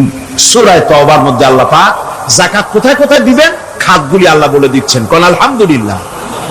যেখানে সেখানে যাকাত দেওয়া যাবে না। যাকাতের জন্য খাত হচ্ছে 8টা। যাকাতের জন্য খাত কয়টা? 8টা। 8টি খাতে আপনার যাকাতের টাকা আপনি ব্যবহার করবেন, ব্যয় করবেন। প্রথম দিবেন ফকিরদেরকে। প্রথম দিবেন কাদেরকে? ফকির। ফকির কারা? ফকির হচ্ছে নিজের জীবন জীবিকায় অন্যের মুখাপেক্ষী। তারপরে শিশু, এতিম, বিধবা, জীবন চালানো খুবই কষ্টকর, অভাবগ্রস্ত লোক, এরা হচ্ছে ফকির। আর মিসকিন হচ্ছে যারা নিজেদের প্রয়োজন উপযোগী অর্থ উপার্জন করার সামর্থ্য নাই, আর মানুষের কাছে আত্মমর্যাদার কারণে হাত পাততেও পারে না। এক কথায় এক গরিব ভদ্রলোক। আল্লাহ কোরআন শরীফে বলেছেন যে এদের চেহারা দেখে বুঝো জ্বর পেটে খাবার নাই, অথবা সে অসুবিধায় আছে, চেহারা দেখে বুঝে তাকে সাহায্য করো। সে এমন শরীফ মানুষ আছে না, আমাদের সমাজে লোক এরকম আছে না, আছে কিনা? ঘরের মধ্যে 3 দিনও রান্না হয় নাই, কিন্তু দাড়ি টাড়ি সুন্দর করে আশ্রয়া জামাটা পরিপাটি করে গায়ে দিয়ে বেরোচ্ছে, কারোর কাছে হাত পাতে না, তার সরাপাতে তার ভদ্রতায় বাঁধে। ওনার সরাপথে বেঁধেছে, উনি চাবেন না কারো কাছে, কিন্তু উনাকে যিনি সৃষ্টি করেছেন সে আল্লাহ রাব্বুল আলামিন শোনায় দিচ্ছেন, বান্দারা আমার ওই গরিব ভদ্রলোককে খাবার দাও। ওরা হচ্ছে মিসকিন। এরপরে আমিলিন, 3 নম্বরে আমিলিন, অর্থাৎ যারা যাকাত সরকারি ভাবে যাকাত যারা আদায় করে, সেই আদায়কারীদেরকে এই যাকাতের টাকা দিয়ে তাদের সম্মানী দিতে বলা হয়েছে। ইসলামী গভর্নমেন্ট আসলে যাকাত তো আর আপনার খুশি মতো থাকবে না, যাকাত দিতে আপনি বাধ্য হবেন। যাকাত দিতে আপনি বাধ্য হবেন। যাকাত আদায় করবে গভর্নমেন্ট। কে আদায় করবে? গভর্নমেন্ট আদায় করবে, আর গভর্নমেন্ট ডিস্ট্রিবিউট করবে। ওয়াল মুআল্লাফাতিল কুলুব, মনতুষ্টির জন্য, যাদের মন জয় করতে হবে এই ধরনের লোকদেরকে। ওয়ার রিকাব, আর গলদেশের মুক্তিদানের জন্য। ওয়াল গারিমিন, আর ঋণগ্রস্ত ব্যক্তি, তা আবার এমন পর্যায়ের যে ঋণ পরিশোধ করতে গেলে যদি তার এমন অবস্থা হয় যে তার কাছে যাকাত দেওয়ার মতো টাকা থাকে না, এরকমের অবস্থা যদি হয় তাহলে যাকাতের টাকা দিয়ে তার ঋণ পরিশোধ করে দেওয়া যেতে পারে। ফি সাবিলিল্লাহ। এরপরে হচ্ছে জিহাদের রাস্তা। জিহাদের রাস্তা মানে জিহাদ যখন শুরু হবে সেই জিহাদের ময়দানে আপনি বন্দুক রাইফেল কিনে দেওয়ার সাহায্য করবেন সেটা নয়, কিন্তু শুধু এটাকেই বোঝানো হয় নাই। ফি সাবিলিল্লাহ বলতে বোঝানো হয়েছে আল্লাহর রাস্তায় সংগ্রামরত সব ব্যাপারে আপনি সাহায্য করবেন, ইসলামী আন্দোলনের জন্য করবেন। যারা ইসলামের জন্য বইপত্র লেখে তাদের জন্য করবেন, যদি পয়সায় কুলাতে না পারে সেখানে সাহায্য করবেন। ইসলামী আন্দোলনকে বিজয় করার জন্য সাহায্য করবেন। এক কথায় আল্লাহর রাস্তা বলতে যা বুঝায় এগুলিকে দিবেন। ইবনে সাবিল, এরপরে পথিক মুসাফির।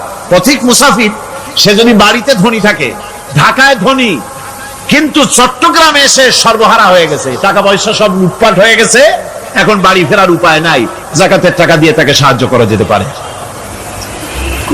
এই 8টি খাতে এভাবে যাকাত দেওয়ার জন্য আল্লাহ খাত সৃষ্টি করেছেন। কয়টা খাত হলো? 8টা খাত। ইসলাম যাকাত ভিত্তিক অর্থ ব্যবস্থা কায়েম করে, আর অনিসলামিক সরকার সুদ ভিত্তিক অর্থ ব্যবস্থা কায়েম করে। যাকাত আর সুদের মধ্যে পার্থক্য কি? যাকাত হচ্ছে, এক কথায় বুঝাই, ব্যাখ্যা দেব না, এক কথায় বুঝাবো। যাকাত হচ্ছে ধনীদের কাছ থেকে নেও, গরিবদেরকে দাও। আবার শুনুন, যাকাত হচ্ছে ধনীদের কাছ থেকে নাও, গরিবদেরকে দাও। আর সুদ হচ্ছে গরিবদের কাছ থেকে নাও, ধনীদেরকে দাও। টাকায় টাকা টানে, একজনে শুনছিল টাকায় টাকা টানে, সে মনে করলো কেমনে টাকায় টাকা টানে। তারপরে সে এক ব্যাংকের সামনে গিয়ে অনেক টাকার মধ্যে নিজের একটা টাকা ছুঁড়ে মেরেছে। ঘন্টা 2 দাঁড়ায় আছে, দেখে যে তার টাকা আসে না। তখন ব্যাংকের দারোয়ান এসে পিছন থেকে গলাটা ঠেসে ধরছে, বেটা তুমি চোর নাকি, না হাইজাকার, না মাস্তান, না সাদাবাজ? কয় যে না, আমি এর কোনোটাই না। তাহলে এই পজিশন নিয়ে দেখতেছো কি?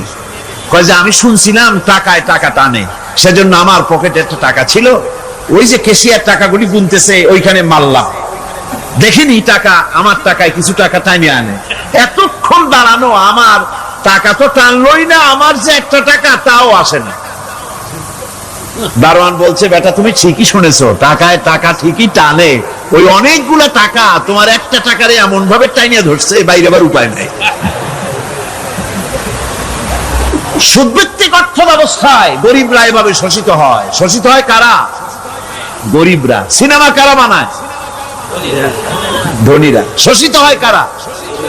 গরিবেরা। লক্ষ্য করেন, তাকান, আল্লাহর কথা কত বাস্তব।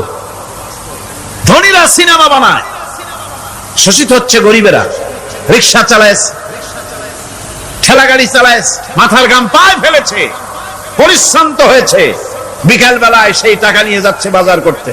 সিনেমা হলের সামনে যায় দেখে সর্বনাশ, যুবক একটা যুবতীর জড়ায় ধরছে দুই হাত দিয়া, নিচে লেখা কি যে প্রেম আর কত যে জ্বালা। বেচারা গরিব মানুষ মাথা গরম হয়ে গেছে এটা দেখিয়া, যে বাইরে যদি এত জ্বালা, ভিতরে না জানি কত মজা।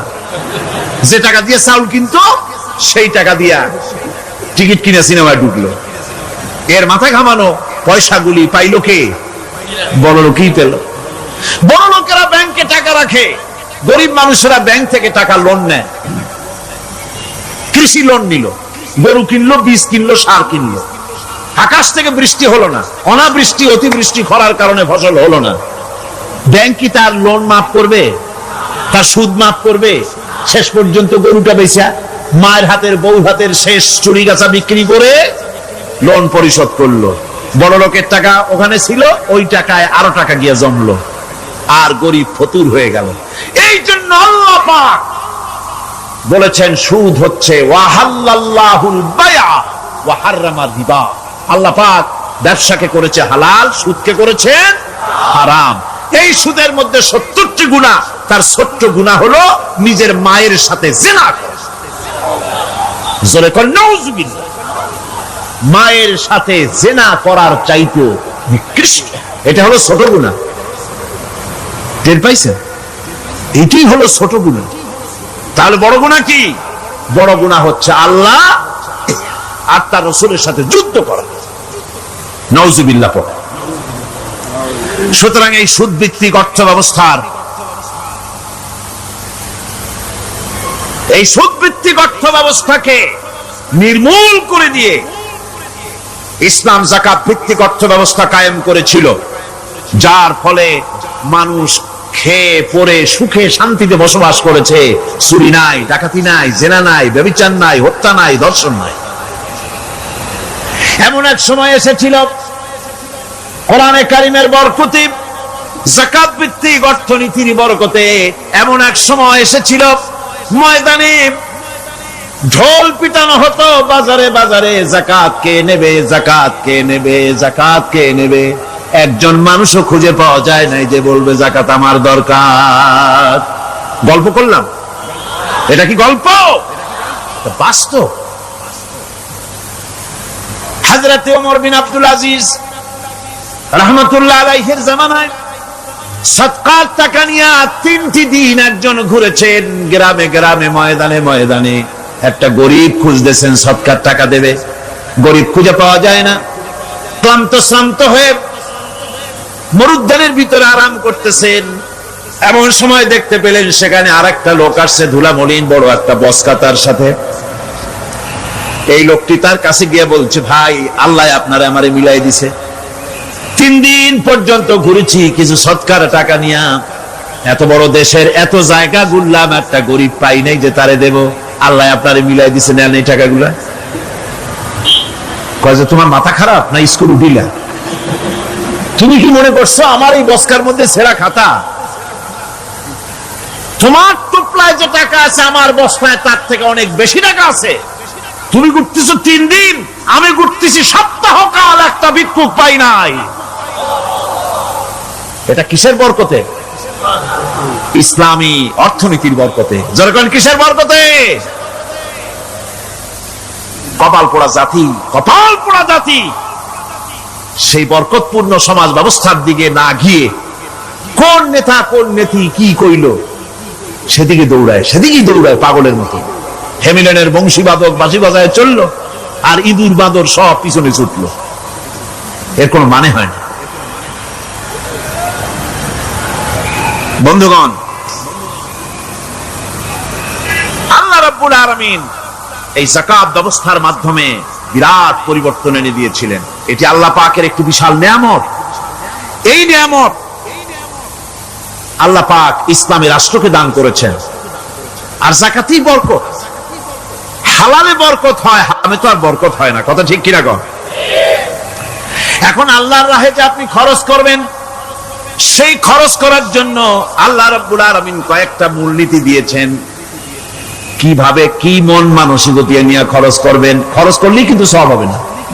আতর মাখবেন, যদি চিন্তা করেন যে আতর মাখলাম, মাহফিলে যাব, মসজিদে যাব, লোকেরা টের পাবে যে বেটা আতর একখান মাখছে, তো খামো খাই আপনার আমও গেল, সালাও গেল, কোনো সওয়াব হইল না। আর যদি আতর মাখেন এই নিয়ত করে আতর মেখেছি, রাসূল পাক সাল্লাল্লাহু আলাইহি ওয়াসাল্লামের একটা সুন্নাত আমল করলাম, আল্লাহ রাব্বুল আলামিন অসংখ্য নেকি আমলনামায় লিখে দিবেন। নিয়তের উপরে দারমাদার করছে সবকিছু। এখন আপনি যে খরচ করবেন, সেই খরচটা কিভাবে করবেন, কি মন মানসিকতায় করলে পরে আল্লাহ খুশি হবেন, সেই কথাটি আল্লাহ পাক কোরআনে কারীমের মধ্যে বলছেন। আমি আপনাদের সামনে সেগুলি বলছি। দানটা হতে হবে কেবলমাত্র আল্লাহরে খুশি করার জন্য। মনে রাখেন, এটা হলো এক নম্বর। কি দানটা হতে হবে কারে খুশি? জোরে কর। আল্লাহ পাক বলছেন, ওয়ামা তুনফিকুনা ইল্লা ইবতিগা ওয়াজহিল্লাহ, তোমরা যা কিছু খরচ করো তাতে আল্লাহর সন্তুষ্টি লাভ করা ছাড়া মনের মধ্যে অন্য কিছু যেন লক্ষ্য না থাকে। শুধুমাত্র আল্লাহর সন্তুষ্টি মনের মধ্যে তোমরা রাখবে। আর কাউকে কোন জিনিস দিয়ে তার কাছে অনুগ্রহ প্রকাশ করতে পারবে না। আমি তোমার এই উপকার করছিলাম, তুমি নেমো খারামের মতো আজ কথা বলো, এরকম বলে না। কাউকে কিছু দিয়ে অনুগ্রহ প্রকাশ করবে না, তার মনে ব্যথা দিবা না। الذين ينفقون أموالهم في سبيل الله ثم لا يتبعون ما أنفقوا منا ولا أذى, যারা আল্লাহর পথে খরচ করেন এবং খরচ করার পর নিজের অনুগ্রহ প্রকাশ করে না এবং কাউকেও মনোকষ্ট দেয় না, টাকা দিয়া খোটা দিল না, মনেও কষ্ট দিল না, তাদের জন্য পুরস্কারটা কি শুনুন। আল্লাহ পাক বলেন পুরস্কার হচ্ছে লাহুম আজরুহুম ইনদা রাব্বিহিম ওয়ালা খাউফুন আলাইহিম ওয়ালা হুম ইয়াহজানুন, ওদের জন্য তার পরওয়ারদিগারের কাছে রয়েছে বিরাট পুরস্কার, আজরে আজিম। এদের জন্য কোনো ভয় নাই, কোনো চিন্তাও নাই, কিয়ামতে ডাইরেক্ট জান্নাতে চলে যাবে। সুবহানাল্লাহ। দানের এত ফজিলত যা ভাই আমি বলে শেষ করতে পারবো না। এত ফজিলত আল্লাহ দানের মধ্যে রেখেছেন। ত্যাগেই তো শান্তি, ভোগে শান্তি নাই। মজা কিসে? যারা কন্যা মজা কিসে? ত্যাগের ভিতরেই মজা। এরপরে আল্লাহ পাক বলছেন আল্লাহর পথে 3 নম্বরে হতেছে আল্লাহর পথে যা খরচ করবা বেছে বেছে ভালো জিনিসটা দিও, বাইসা বাইসা ছেঁড়া জামাটা দিও না। পকেটে হাত দিয়া দান করবে, পকেটে হাত দিয়া হাত আর বাইর করে না। কারণ কি? খুঁজে দেখে যে 10 পাই না, 4 আনা, কম পয়সাটা দেবে, 12টা দেবে না। টাকা বের করে ওর মধ্যে ময়লা পচা গন্ধ লাগে, ওইটা দান করবে, আর টাটকা টাকাটা পকেটে রেখে দেবে। এই স্বভাব আমাদের আছে কিনা? আছে কিনা? আরে বাবা, টাকা কি আপনি পকেটে রাখতে পারবেন? ওটা দেওয়া লাগবে না? এরে দেন তারে দেন, কাউকে তো দেবেনি। আমাদের এই বদভ্যাস আল্লাহ আমাদেরকে মাফ করুন। কোন আমিন বলেন। আমিন। দান করার সময় বেছে বেছে খারাপটা দিও না, ছেঁড়া কাপড়টা দিও না, অখাদ্য কুখাদ্য দান করো না। বিয়ার মজলিস, বিবাহে অনেক লোক দাওয়াত দিয়েছে, বেশি করে রান্না করছে, কম যদি হয়ে যায় বড় মিয়ার ইজ্জত নষ্ট হয়ে যাবে। মেহমান কম আসলো, এখন এই খাবারগুলি না পারিয়া তারপরে গরিবদের দেয়, না পেরে যখন খাবার কেউ নাই তখন গরিবদের দেয়। গরিবদের উদ্দেশ্য করে কিন্তু বানানো হয় নাই। এটা হলো একজনের রুটি খাচ্ছিল, এক কৃপণ বখিল রুটি খেতে বসেছে, সিল একটা এসে রুটিতে সুমারল, সুমেরে রুটিটা নিয়ে গেছে। বেচারা পিছনে পিছনে দৌড় আরম্ভ করছে, গালি দিতে দিতে। মরার সিল, আর তুই জায়গা পাইলি না। চিলের পিছনে দৌড়াতে দৌড়াতে নদীর পারে চলে আসছে। ছিল, দেখে যে আল্লাহ এমন এক বেকায়দার লোকের বুটি নিলাম, কোন গাছেও বসতে পারি না তার ঢিলার জ্বালায়। শেষ পর্যন্ত পাশে ছিল নদী, নদীর উপর দিয়া চিল উড়ে ওপার যাওয়া আরম্ভ করছে। বকিল বেচারা দাঁড়াই থাকে, দিলাম ফি সাবিলিল্লাহ, আল্লাহর রাস্তায় দিলাম। এর তো কোনো মানে নাই। নিজে খেতে না পারে বাসি অখাদ্য কুখাদ্য এগুলি দিতে আল্লাহ পাক নিষেধ করেছেন। দিবা বাইসে বাইসে ভালো জিনিসটা, যেটা তোমার কাছে প্রিয় ওইটা দিও। তুমি যদি খারাপটা দাও তাহলে আল্লাহ তোমার দেবেন ওই মানের। কিয়ামত আছে না, কিয়ামত ওই মানের পাবা। আল্লাহ পাক বলছেন, ইয়া আইয়ুহাল্লাযীনা আমানু আনফিকু মিন তাইয়্যিবাতি মা কাসাবতুম ওয়া মিম্মা আখরাজনা লাকুম মিনাল আরদ। তোমরা যে উপার্জন করেছো, সেই উপার্জনে তোমাদের জন্য যা উপার্জন করেছো তাই, আর মাটির ভিতর থেকে আমি যা তোমাদের জন্য দিয়েছি তার থেকে ভালো জিনিস, ভালো ভালো জিনিস আমার রাস্তায় খরচ করো। এটা কার ওয়াদা? আল্লাহর ওয়াদা। আর খরচ করার জন্য ওয়ালা তায়াম্মামুল খাবিসা মিনহু তুনফিকুন, খরচ করার জন্য বাইসা বাইসা খারাপ জিনিসগুলি খুঁজে বেড়াইও না, ভালো জিনিসগুলি আমার রাস্তায় খরচ করো। আর যতদূর সম্ভব গোপনে দিও, যতদূর সম্ভব দান গোপনে করি। মানুষকে শুনায়ও না অমুক জায়গায় দিলাম, বা মানুষের দেখায় দেখায় দিও না। কোন কোন শহর আছে কোরবানির সময় বিরাট গরু কেনা হয়, সেই গরুর গলায় মালা দিয়া তারপরে শহরের রাস্তায় রাস্তায় ঘুরানো হয়, অমুক মিয়া সাহেব এই গরুটা কোরবানি করবে। এরকম চিটাগংয়ে হয় না, অন্য অন্য জেলায় হয়। জি, এখানেই বেশি হয়। আশ্চর্য কথা। তাহলে তো উচিত, এরকম যদি উদ্দেশ্য হয় তাহলে বড় মিয়া গরুর সাথে একসাথে হাঁটা উচিত। লোকেরা বুঝুক কোন বড় মিয়া আর কোন বড় গরু। আপনি এটা করলেন কি জন্য? এই কাজটা তো নিন্দনীয় কাজ। আর প্রতিযোগিতামূলক কোরবানি করা, প্রতিযোগিতামূলক 35,000 টাকার গরু কোরবানি করা হলো, মানে না। মানুষকে শুনাইয়া, মানুষকে দেখাইয়া যদি করা হয় কোনো ফল পাওয়া যাবে না। আমার বন্ধুগণ, আল্লাহ রাব্বুল আলামিন বলছেন, মানুষকে দেখাবার জন্য দান সদকা করো না।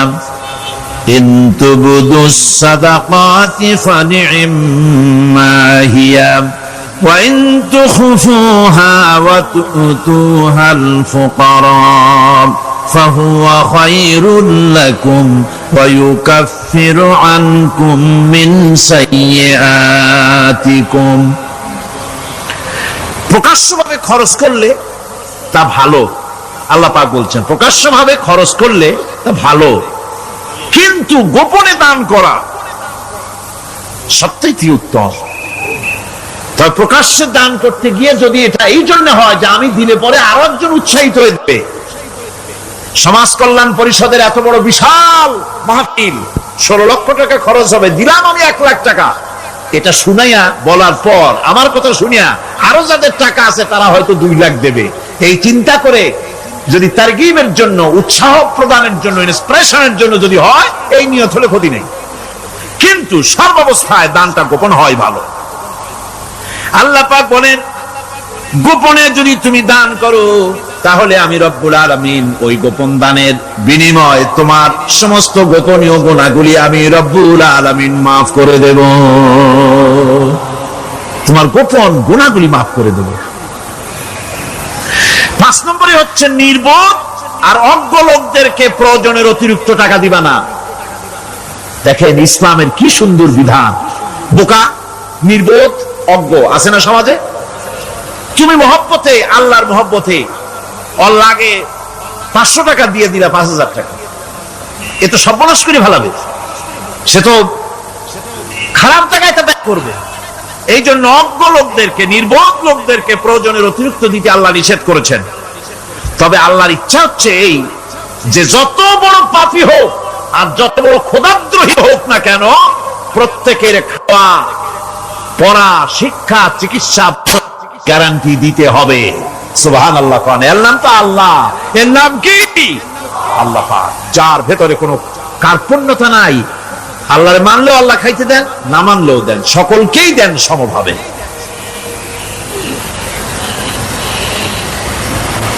6 নম্বরে হচ্ছে কারো প্রয়োজন পূরণের জন্য যদি ধার দেওয়া হয়, যদি কাউকে ধার দেন, তা করার জন্য বারবার তাকে টাকাটা দেওয়া যাবে না। একথা শুনে যারা ঋণগ্রস্ত আছেন তারা আবার এই সুবিধাটা নিয়েন না। সামর্থ্য থাকতে যদি যার কাছ থেকে ধার এনেছেন তাকে যদি কষ্ট দেন, অবশ্যই আল্লাহর কাছে আসামি হতে হবে কিয়ামতের দিন, কোনো সন্দেহ নাই। আর যে ব্যক্তি ধার দিয়েছেন তিনি যদি বুঝতে পারেন যে এই লোকটি আসলে নিয়ত ভালো কিন্তু দিতে পারতেছে না, তাহলে এমন লোককে বারবার টাকাটা দিতে আল্লাহ নিষেধ করেছেন। তাকে শরম দিও না, তাকে সময় দাও। وَإِنْ كَانَ ذُو عُسْرَةٍ فَنَذِرَةٌ إِلَى مَيْسَرَةٍ وَأَنْ تَصَدَّقُوا خَيْرٌ لَكُمْ إِنْ كُنْتُمْ تَعْلَمُونَ। ঋণগ্রস্ত ব্যক্তির আর্থিক অবস্থা খারাপ হলে সচ্ছল হওয়া পর্যন্ত তাকে সময় দাও। আর তাকে যদি ক্ষমা করে দিতে পারো সেটা তো অনেক ভালো কথা, আল্লাহ তোমার প্রতি রহম করবেন। যদি ক্ষমার তাকে যদি সে দিতেই পারবে না এমন অবস্থা যদি হয়, তাহলে তাকে তুমি ক্ষমা করে দিও। কিছু সংখ্যক লোক আছে যারা ধার নিয়ে আসলে ফাঁকি দিতে চায়, আছে না এমন সমাজে? না নাই? কিছু লোক আছে ধার নেয়, ভাই দেব 1 মাসের মধ্যে, কোনো সন্দেহ নাই। 6 মাস যায় তারপরেও দেয় না, অন্য কাজ করে মিটাই, অন্য কাজ মিটায়, কিন্তু এর টাকা পরিশোধ করে না। এরকম লোকও আছে, তারা আল্লাহর কাছে দায়ী হবে। একবার পত্রিকা দেখেছিলাম কার বাড়িতে কার্টুন দিয়েছে, বাড়িতে বিরাট সাইনবোর্ড লাগাইছে কুকুর হইতে সাবধান। তার বন্ধু বলছে, ভাই তুমি কুকুর কিনলে কবে? কয় যে না, কুকুর কিনি নাই, সাইনবোর্ড লাগাইছি পাওনাদারদেরকে ঠেকাবার জন্য। রোজা ছাড়া নবীজি বলেছেন, রমজান মোবারকে কেউ যদি একটি নফল কাজ আদায় করে, একটি নফল ইবাদত করে, অন্য মাসের একটি ফরজ আদায় করার সওয়াব আল্লাহ পাক নামায়ে আমলে দিয়ে দিবেন। রমজান মোবারকে কেউ যদি একটি ফরজ আদায় করে, অন্য মাসের 70টি ফরজ আদায় করার মতো সওয়াব আমলনামায় আল্লাহ দিয়ে দিবেন। সুবহানাল্লাহ। এই মাস আমাদের সামনে, আল্লাহু আকবার বলি, আল্লাহু আকবার বলি, আলহামদুলিল্লাহ। এই পবিত্র মাস আমাদের সামনে, এই মাসে এত সব নফল হয় ফরজের মতো, আর ফরজ হয় 70টা ফরজের মতো। এত সব কেন হইল? আমরা না খেয়ে থাকি সেই জন্য নাকি? বলতে পারেন কেন হলো? একটি কারণ, শাহরু রমাদান আল্লাযী উনজিলা ফীহিল কুরআন। সুবহানাল্লাহ বলবেন না? এই রমজান মাস হচ্ছে সেই মাস যে মাসে আল্লাহ রাব্বুল আলামিন কোরআনে কারীমকে নাযিল করেছেন। এই মাসের মধ্যে একটি রাত আছে, খায়রুম মিন আলফি শাহর, যে রাতটি 1000 মাসের চাইতে বেশি গুরুত্বপূর্ণ আল্লাহর কাছে। সুবহানাল্লাহ। একটি রাত 1000 মাসের চাইতে গুরুত্বপূর্ণ। 1000 মাস ক্যালকুলেটর দিয়ে হিসাব করলে দেখা যায় যে 1000 মাসে 83 বছর 4 মাস হয়। তাহলে তার অর্থ কি এই যে একটানা 83 বছর 4 মাস ইবাদত করলে যে সওয়াব হবে, এই রাত্রে ইবাদত করলে সেই সওয়াব হবে? হতে পারে, এরকম হতে পারে, কিন্তু ব্যাখ্যাটা কি? ব্যাখ্যাটা হচ্ছে, আরবিতে আলফুন শব্দ দিয়ে 1000 বোঝানো হয় না। আরবিতে যখন আলফুন বলা হয় তাহলে বোঝা যায় সংখ্যাধিক্য, বিপুল সংখ্যা, হাজার হাজার হাজার হাজার, থাউজেন্ডস এন্ড থাউজেন্ডস। এইটাকে বোঝানোর জন্য আরবিতে ব্যবহার করা হয় আলফুন, হাজার হাজার। তাহলে আল্লাহ কি বোঝাতে চাচ্ছেন? আল্লাহ রাব্বুল আলামিন তিনি আয়াত দ্বারা বোঝাতে চান, এর ব্যাখ্যা হচ্ছে এই পৃথিবীর মানবতার কল্যাণের জন্য এই পৃথিবীর মানুষের ভালাইয়ের জন্য, মঙ্গলের জন্য হাজার হাজার মাস ধরে এই পৃথিবীর মানুষের যে কল্যাণ হয় নাই, এই রমজান মোবারকে একটা রাত আছে যেই রাতে আল্লাহ রাব্বুল আলামিন মানবতার সেই কল্যাণ করেছেন। সেই কল্যাণ কি দিয়ে করেছেন? শাহরুর রমাদান আল্লাযী উনজিলা ফীহিল কোরআন, কোরআন নাযিল করে পৃথিবীর মানুষকে সেই কল্যাণ আল্লাহ দিয়েছেন। সুবহানাল্লাহ। প্রতি রমজান মোবারকে হযরতে জিবরাইল আসতেন, হুজুরকে বলতেন, হুজুর আপনি তেলাওয়াত করেন, আমি শুনি, যতটুক নাজিল হয়েছে পড়েন। হুজুর পড়তেন, জিবরাইল শুনতেন, আবার জিবরাইল পড়তেন, হুজুর শুনতেন। এমনি করে করে যে বছর হুজুর ইন্তেকাল করবেন, হুজুরের জীবনের শেষ রমজান মোবারকে কোরআন নাজিল পরিপূর্ণ হয়ে গেছে। হযরতে জিবরাইল বলেন, হুজুর কোরআন তো নাজিল তামাম হয়ে গিয়েছে, এবার আপনি পুরা কোরআন পড়ে আমারে শোনান। হযরতে রাসূল পুরাটা পড়ে 30 পারা পড়ে শোনায় দিলেন, জিবরাইল শুনলেন। এবার জিবরাইল বলেন, হুজুর আমি তেলাওয়াত করতেছি, আপনি শুনেন। হযরতে জিবরাইল 30 পারা পড়লেন, হুজুর শুনলেন। আবার হযরত জিবরাইল বলেন, হুজুর আবার আপনি পড়েন। হুজুর পড়লেন, জিবরাইল শুনলেন, আবার জিবরাইল পড়লেন, হুজুর শুনলেন। তার মানে হলো হুজুর যে বছর ইন্তেকাল করলেন, ওই বছরের রমজান মোবারকে হযরত জিবরাইল 2 বার পড়েছেন, হুজুর শুনেছেন, আর হুজুর 2 বার পড়েছেন, জিবরাইল শুনেছেন, যাতে করে একটা জের জবর, একটা আয়াত, একটা সেমিকোলন যেন বাদ না পড়ে যায়। শাহরু রমাদান আল্লাযী উনজিলা ফীহিল কুরআন, রমজানের পবিত্র মাসে আমি অবতীর্ণ হয়েছি। সুবহানাল্লাহ। যদি প্রশ্ন করা হয় রমজানে তো আসছো, কিন্তু প্রথম নাজিল হয়েছিল কোন সময়? ওটা কি দিন ছিল না রাত ছিল? কোরআন তার জবাবে বলে, ইন্না আনজালনাহু ফি লাইলাতিল কদর, কদরের পবিত্র রাতে আমি এই পৃথিবীতে আমার আগমন ঘটেছিল। যদি প্রশ্ন করা হয়, বুঝলাম সবই, কেন নাজিল হয়েছে তুমি? এই পৃথিবীতে তোমার আসার উদ্দেশ্য কি? মূল কাজটা কি? এই প্রশ্ন যদি করা হয়, কোরআনে কারীম তার জবাবে বলে, শোনো কেন এসেছি। লিতুখরিজান নাসা মিনাজ যুলুমাতি ইলান নূর, আমার মিশন হচ্ছে গোটা বিশ্ব মানবতাকে পুঞ্জীভূত জমার বাঁধা অন্ধকারের ভেতর থেকে টেনে বের করে আলোর সন্ধান দিতে, আলোর দিকে আনার জন্য আমি কোরআন নাজিল হয়েছি। আল্লাহ পাক আমাদের জন্য একটি পবিত্র মাস আমাদেরকে দিচ্ছেন, দান করেছেন, যে মাসটির নাম হচ্ছে রমাদান। রমাদান হচ্ছে রামদুন, রা মিম দত। রাম ধাতু থেকে উৎপত্তি, এর অর্থ হচ্ছে জ্বালানো, পুড়িয়ে দেওয়া, ভস্ম করে দেওয়া। রমাদান, রমজান মুবারকে যারা নাকি সিয়াম সাধনা করে, আত্মত্যাগ করে, অর্থাৎ তিতিক্ষা, ত্যাগ এবং তিতিক্ষা করে, রমজান মুবারকে আল্লাহ পাক যেভাবে রোজা চান ওইভাবে যারা রোজা রাখে, তাদের সমস্ত গুনাহ সমূহকে আগুন যেমন আবর্জনাকে জ্বালিয়ে দেয়, রোজা যদি সঠিকভাবে কারো হয় তাহলে তার গুনাহগুলিকে এইভাবে জ্বালিয়ে ভস্ম করে দেয়। সুবহানাল্লাহ ওয়া বিহামদিহি। এই রমাদান আমাদের সামনে। আমি আমার আলোচনার শুরুতে আমি আপনাদের খেদমতে আরজ করতে চাই যে মাসটির মধ্যে আমরা প্রবেশ করতে যাচ্ছি, দুটি জিনিস আমাদের সামনে এখন। একটি হচ্ছে আমরা মাহে রমজানকে ইস্তেকবাল করতে যাচ্ছি, মাহে রমজান আমাদের সামনে। দোয়া করে নেই যে আল্লাহ পাক এই পবিত্র রমজানের সম্মান করার মতো তৌফিক আমাদেরকে দান করো, আর যেভাবে রোজা রাখলে পরে তুমি খুশি হও সেইভাবে আমাদেরকে রোজা রাখার তৌফিক দান করো, বলি আমিন। এটি হচ্ছে সর্বশ্রেষ্ঠ মাস আল্লাহ পাক মুসলমানদের জন্য দান করেছেন। আবারও বলি আলহামদুলিল্লাহ। কোরআন শরীফের মধ্যে আল্লাহ সমস্ত ইবাদতের কথা বলেছেন, কিন্তু ডিটেইলস আলোচনা করেন নাই। হজ করতে হবে, কিন্তু উকুফে আরাফা করতে হবে, রমিয়ে হিজার করতে হবে, রমিয়ে জিমার করতে হবে, তারপরে 7 বার তাওয়াফ করতে হবে, সাফা মারওয়া সাই করতে হবে। এগুলি কিন্তু কোরআন শরীফে আসে নাই, ডিটেইলস আসে নাই। নামাজ পড়তে হবে, কিন্তু জোহরে কয় রাকাত, আসরে কয় রাকাত, মাগরিবে কয় রাকাত, এই রাকাতগুলি কিভাবে বিন্যস্ত করতে হবে কোরআন শরীফে তা আসে নাই, বর্ণনা করা হয়নি। যাকাত দিতে হবে, কিন্তু কত টাকা হলে কত টাকা দিতে হবে, কত মন ধান হলে কতটুকু দিতে হবে, কত ছাগল হলে, কত গরু হলে, কত পরিমাণ সোনা হলে, কত পরিমাণ রৌপ্য মজুদ থাকলে যাকাত দিতে হবে, এর বিস্তারিত বিবরণ কোরআন শরীফে আসে নাই। চিন্তা হতে পারে যে তাহলে এগুলো আমরা পাইলাম কই? আমরা পেয়েছি কোরআনের ব্যাখ্যা হচ্ছে রাসূল করিম সাল্লাল্লাহু আলাইহি ওয়াসাল্লাম, হুজুর এটাকে আমাদেরকে বলে দিয়েছেন। তিনি সারে ছিলেন, শরীয়ত প্রণেতা ছিলেন। তো সমস্ত ইবাদতকে আল্লাহ পাক সংক্ষেপে সংক্ষেপে তিনি আউটলাইন অথবা গাইডলাইন তিনি দিয়েছেন আল্লাহ পাক।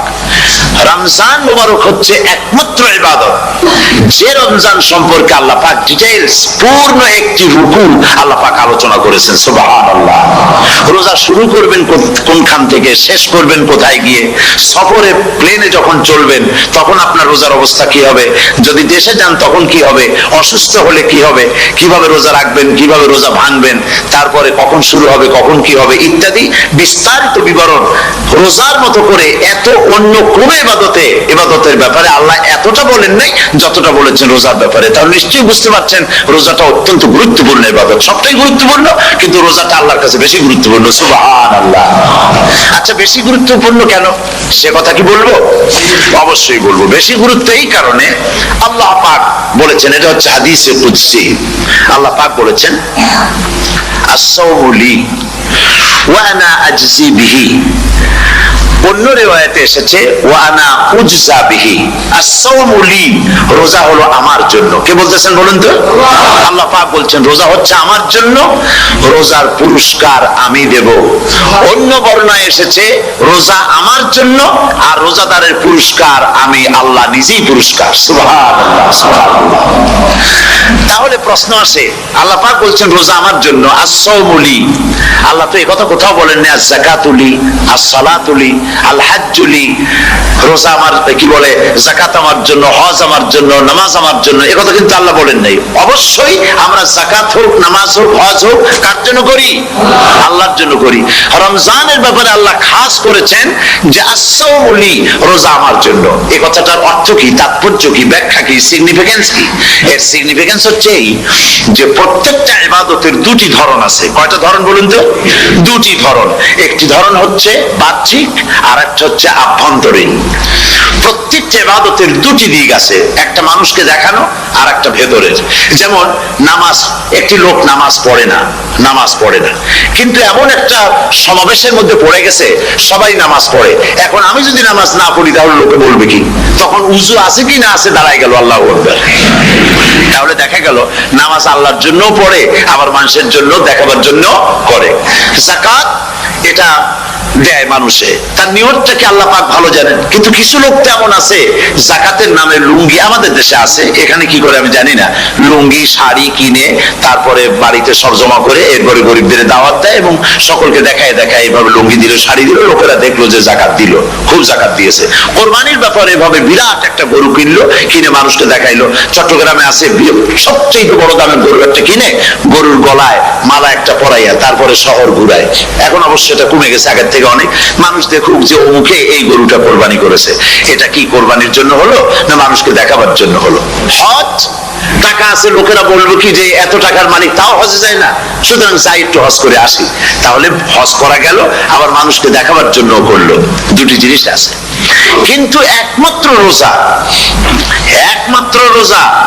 রোজা যদি কেউ রাখে মানুষকে দেখাবার জন্য সকাল থেকে শুরু করে সন্ধ্যা পর্যন্ত না খাইয়া কোনো পাগলও থাকবে না। বলেন আপনারা ঠিক কিনা? সে তো মানুষকে দেখাবার জন্য দাঁত পরিষ্কার করে নিল আর দুপুরে ভাত খাই নিল, বউ তো টের পাইল না। পারবে কিনা? পারবে। টয়লেটে গিয়ে খাই নিল ভালো করে, কোন একটা আড়াল জায়গা নিয়ে খেয়ে গেল, বাচ্চাও দেখলো না, বউতেও দেখলো না, খেয়ে নিল। তাহলে সে তো রোজা রাখলো না। আল্লাহ পাক বলছেন আস-সাওমু লি, রোজা হচ্ছে আমার জন্য। যে রোজা রাখে আমার জন্যই রাখে, মানুষকে দেখাবার জন্য সারাদিন না খেয়ে থাকার কোনো প্রশ্নই ওঠে না। সুবহানাল্লাহ। সুতরাং রোজা যে রাখলো সে আমার জন্যই রাখলো। ওয়া আনা আজজি বিহি, রোজার পুরস্কার আমি আমার হাত দিয়ে দেব। সুবহানাল্লাহ, আমার হাত দিয়ে দেব। ম্যানেজার যদি বলে এই কাজগুলি করলে পরে বেতন, নির্ধারিত বেতন পাবা, আর এইটা যদি করো তাহলে বেতনটা আমি দেবো আমার হাত দিয়া, তাহলে এমপ্লয় যারা তারা বুঝতেই পারবে যে মালিক যখন নিজেই দেবে তাহলে ম্যানেজারের মতো দেবে না, মালিকের মতোই বড় করে দেবে। আল্লাহ পাক ফেরেশতাদের কাছে এটা রাখেন নাই, সব নেকি তোমরা লেখো গিয়া, আর রোজার সওয়াব আমার হাত দিয়ে আমি দেব। সুবহানাল্লাহ। এরপরে আল্লাহ পাক বলছেন, অন্য রেওয়ায়েতে এসেছে রোজা আমার জন্য, আর রোজাদারের পুরস্কার আর কিচ্ছু না, রোজাদারের পুরস্কার আমি আল্লাহ নিজেই পুরস্কার হয়ে যাব। সুবহানাল্লাহ। হাদিস শরীফে এসেছে রোজা রাখলে পরে ক্ষুধার কারণে, খালি পেটে থাকার কারণে টক্সিন জাতীয় এক প্রকারের গ্যাস তৈরি হয় পেটের ভেতরে, স্টমাকের মধ্যে, ফলে মুখে এক রকমের দুর্গন্ধের সৃষ্টি হয়। নবীজি বলেছেন রোজাদারের মুখের থেকে যে গন্ধ বের হয়, আল্লাহ পাকের কাছে রোজাদারের মুখের গন্ধ মিশক আম্বারের চাইতে বেশি পবিত্র। আপনার মুখের গন্ধটাও আল্লাহর কাছে পবিত্র। রোজাদারের জন্য, রোজাদারদের জন্য জান্নাতের একটি দরওয়াজা খাস করে রাখা হয়েছে, যার নাম রাইয়ান। এই দরওয়াজা রোজাদারদের জন্য, কেবলমাত্র রোজাদারেরা সেখান থেকে প্রবেশ করবে, আর কেউ প্রবেশ করতে পারবে না।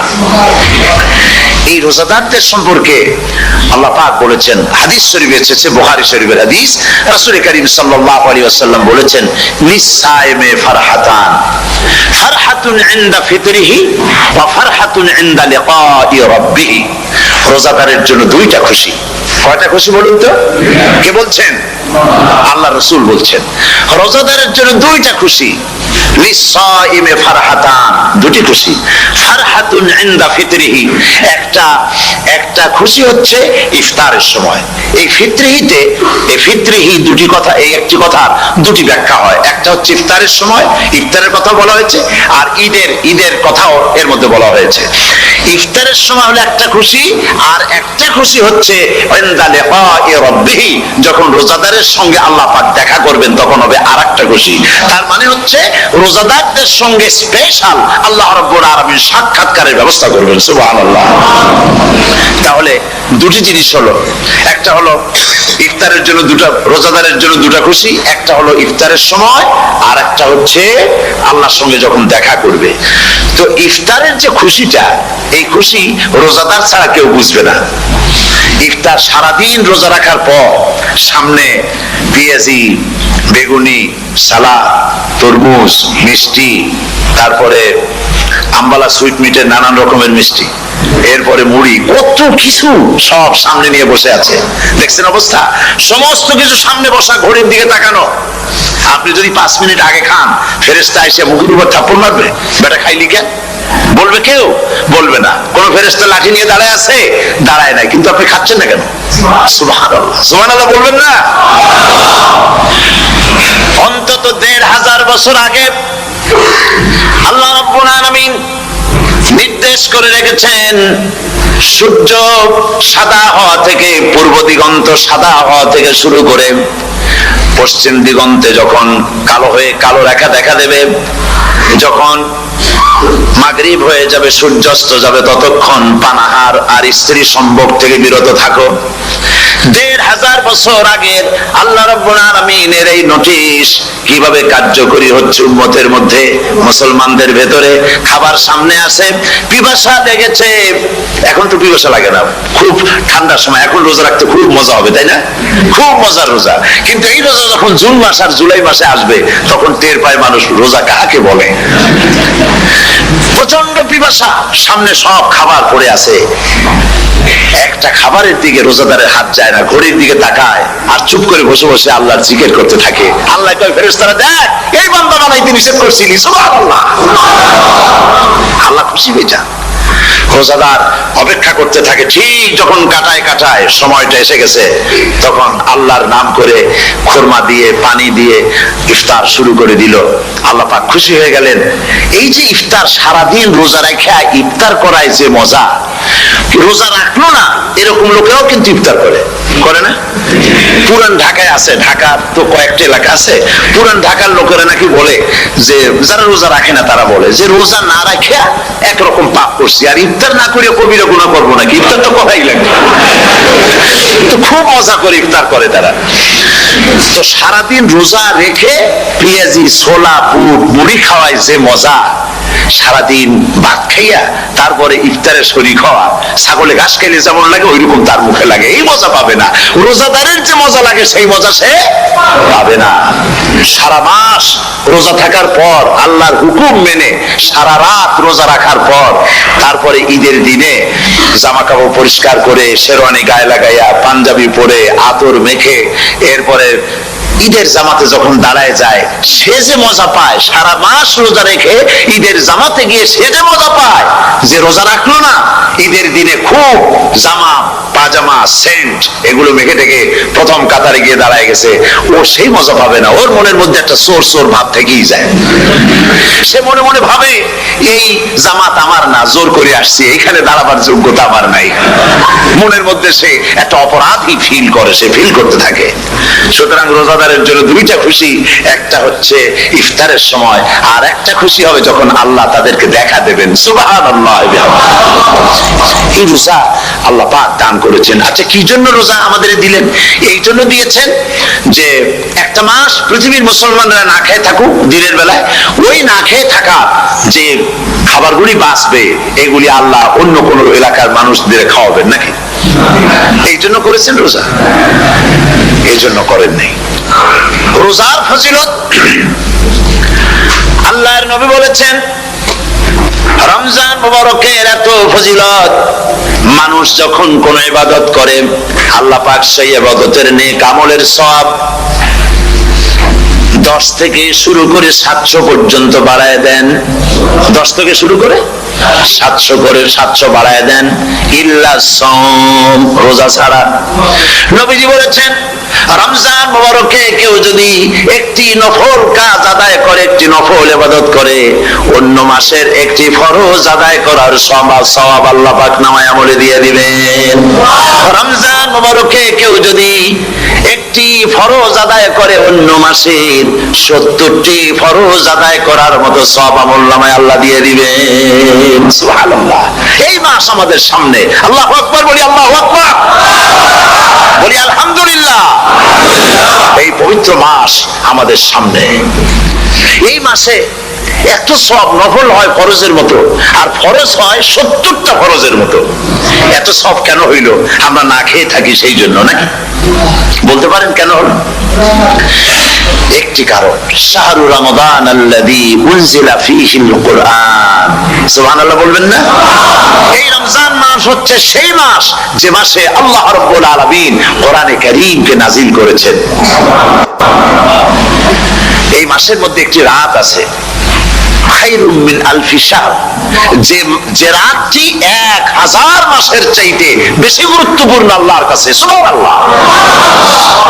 একটি রাত 1000 মাসের চাইতে গুরুত্বপূর্ণ। 1000 মাস ক্যালকুলেটর দিয়ে হিসাব করলে দেখা যায় যে 1000 মাসে 83 বছর 4 মাস হয়। তাহলে তার অর্থ কি এই যে একটানা 83 বছর 4 মাস ইবাদত করলে যে সওয়াব হবে, এই রাত্রে ইবাদত করলে সেই সওয়াব হবে? হতে পারে, এরকম হতে পারে, কিন্তু ব্যাখ্যাটা কি? ব্যাখ্যাটা হচ্ছে, আরবিতে আলফুন শব্দ দিয়ে 1000 বোঝানো হয় না। আরবিতে যখন আলফুন বলা হয় তাহলে বোঝা যায় সংখ্যাধিক্য, বিপুল সংখ্যা, হাজার হাজার হাজার হাজার, থাউজেন্ডস এন্ড থাউজেন্ডস। এইটাকে বোঝানোর জন্য আরবিতে ব্যবহার করা হয় আলফুন, হাজার হাজার। তাহলে আল্লাহ কি বোঝাতে চাচ্ছেন? আল্লাহ রাব্বুল আলামিন তিনি আয়াত দ্বারা বোঝাতে চান, এর ব্যাখ্যা হচ্ছে এই পৃথিবীর মানবতার কল্যাণের জন্য, এই পৃথিবীর মানুষের ভালাইয়ের জন্য, মঙ্গলের জন্য হাজার হাজার মাস ধরে এই পৃথিবীর মানুষের যে কল্যাণ হয় নাই, এই রমজান মুবারকে একটা রাত আছে যেই রাতে আল্লাহ রাব্বুল আলামিন মানবতার সেই কল্যাণ করেছেন। সেই কল্যাণ কি দিয়ে করেছেন? শাহরু রমাদান আল্লাযী উনজিলা ফীহিল কুরআন, কোরআন নাযিল করে পৃথিবীর মানুষকে সেই কল্যাণ আল্লাহ দিয়েছেন। সুবহানাল্লাহ। বন্ধুগণ, কোরআন, কোরআন কি নিয়ামত আমাদের কাছে! সেই নিয়ামতকে আমরা চিনলাম না, আমরা বুঝতে পারলাম না কত বড় নিয়ামত আল্লাহ আমাদের দান করেছেন। এই কোরআন যেন আপনি শুনতে পারেন, পড়তে পারেন, বুঝতে পারেন। সেই জন্য আল্লাহ রাব্বুল আলামিন শরীয়ত কি সুন্দর ব্যবস্থা করেছে। কোরআন শোনার জন্য রমজান মুবারকে তারাবিহের নামাজের ব্যবস্থা করা হয়েছে। সুবহানাল্লাহ, সুবহানাল্লাহ। যারা সব সময় পড়তে পারেন না, কোরআন তেলাওয়াত জানেন না, অথবা সারা বছর এক খতম কোরআন শরীফ পড়া হয় না, শরীয়ত কি সুন্দর বিধান করলো যে আপনি যেন 30 পারা কোরআন শরীফ শুনতে পারেন। এই ব্যবস্থা তারাবিহের নামাজের মধ্যে শরীয়ত করে দিয়েছে। আলহামদুলিল্লাহ, আলহামদুলিল্লাহ। যাদের টাকা কড়ি আছে আমি তাদেরকে অনুরোধ করব, যদি পারেন তাহলে মেহেরবানি করে রমজান মুবারকে উমরা পালন করবেন। আমি উমরার নিয়ত করে এসেছি, ঢাকা থেকে উমরার নিয়ত করে এসেছি, আপনাদেরকে দেখে গেলাম। আর আমি এখান থেকে ডাইরেক্ট মদিনা মুনাওয়ারায় চলে যাব ইনশাআল্লাহ। লাইলাতুল কদর পর্যন্ত হারামাইনুশ শরীফাইনে কাটাতে চাই, নিয়ত করেছি। আপনারা দোয়া করুন আল্লাহ যেন কবুল করেন। কি মজা যখন আপনি হারামাইনুশ শরীফাইনে যখন তেলাওয়াত শুনবেন, আপনার কাছে মনে হবে যেন কোরআন শরীফ নাযিল হয়েছে। সুবহানাল্লাহ। সেখানে তো নামাজের পরে হাত তুলে মোনাজাত করা হয় না, শুধুমাত্র রমজান মুবারকে বেতেরের নামাজের মধ্যে ইমাম সাহেব হাত তুলে মোনাজাত করেন। গত বছর রমজান মুবারকের লাইলাতুল কদরে আমি ছিলাম, গত কয়েক বছর ধরে আল্লাহ যাওয়ার তৌফিক দিয়েছেন দয়া করে। সেখানে লাইলাতুল কদরে পত্রিকাগুলি লিখেছে 30 লাখের উপরে লোক ছিল মক্কা শরীফের, হারাম শরীফে 30 লাখের উপরে। যখন তেলাওয়াত হচ্ছে, মোনাজাত করতেছেন ইমাম সাহেব কাঁদতেছেন, মোনাজাত করতেছেন, কাঁদতেছেন, আর গোটা হারাম জুড়ে কান্নার রোল পড়ে গিয়েছে। কিভাবে কাঁদতেছে! সারাদিন মানুষ রোজা রেখে তারপরে ইফতার করতে যখন বসে, আমি সেই জান্নাতের কথা কেমনে আপনাদের বুঝাবো? রসগোল্লা কেমন লাগে বক্তৃতা দিয়ে 6 ঘন্টা বক্তৃতা দিয়েও বোঝানো যাবে না। যদি মুখের মধ্যে ঢুকাইতে পারি তাহলে বুঝবেন যে মজাটা কি।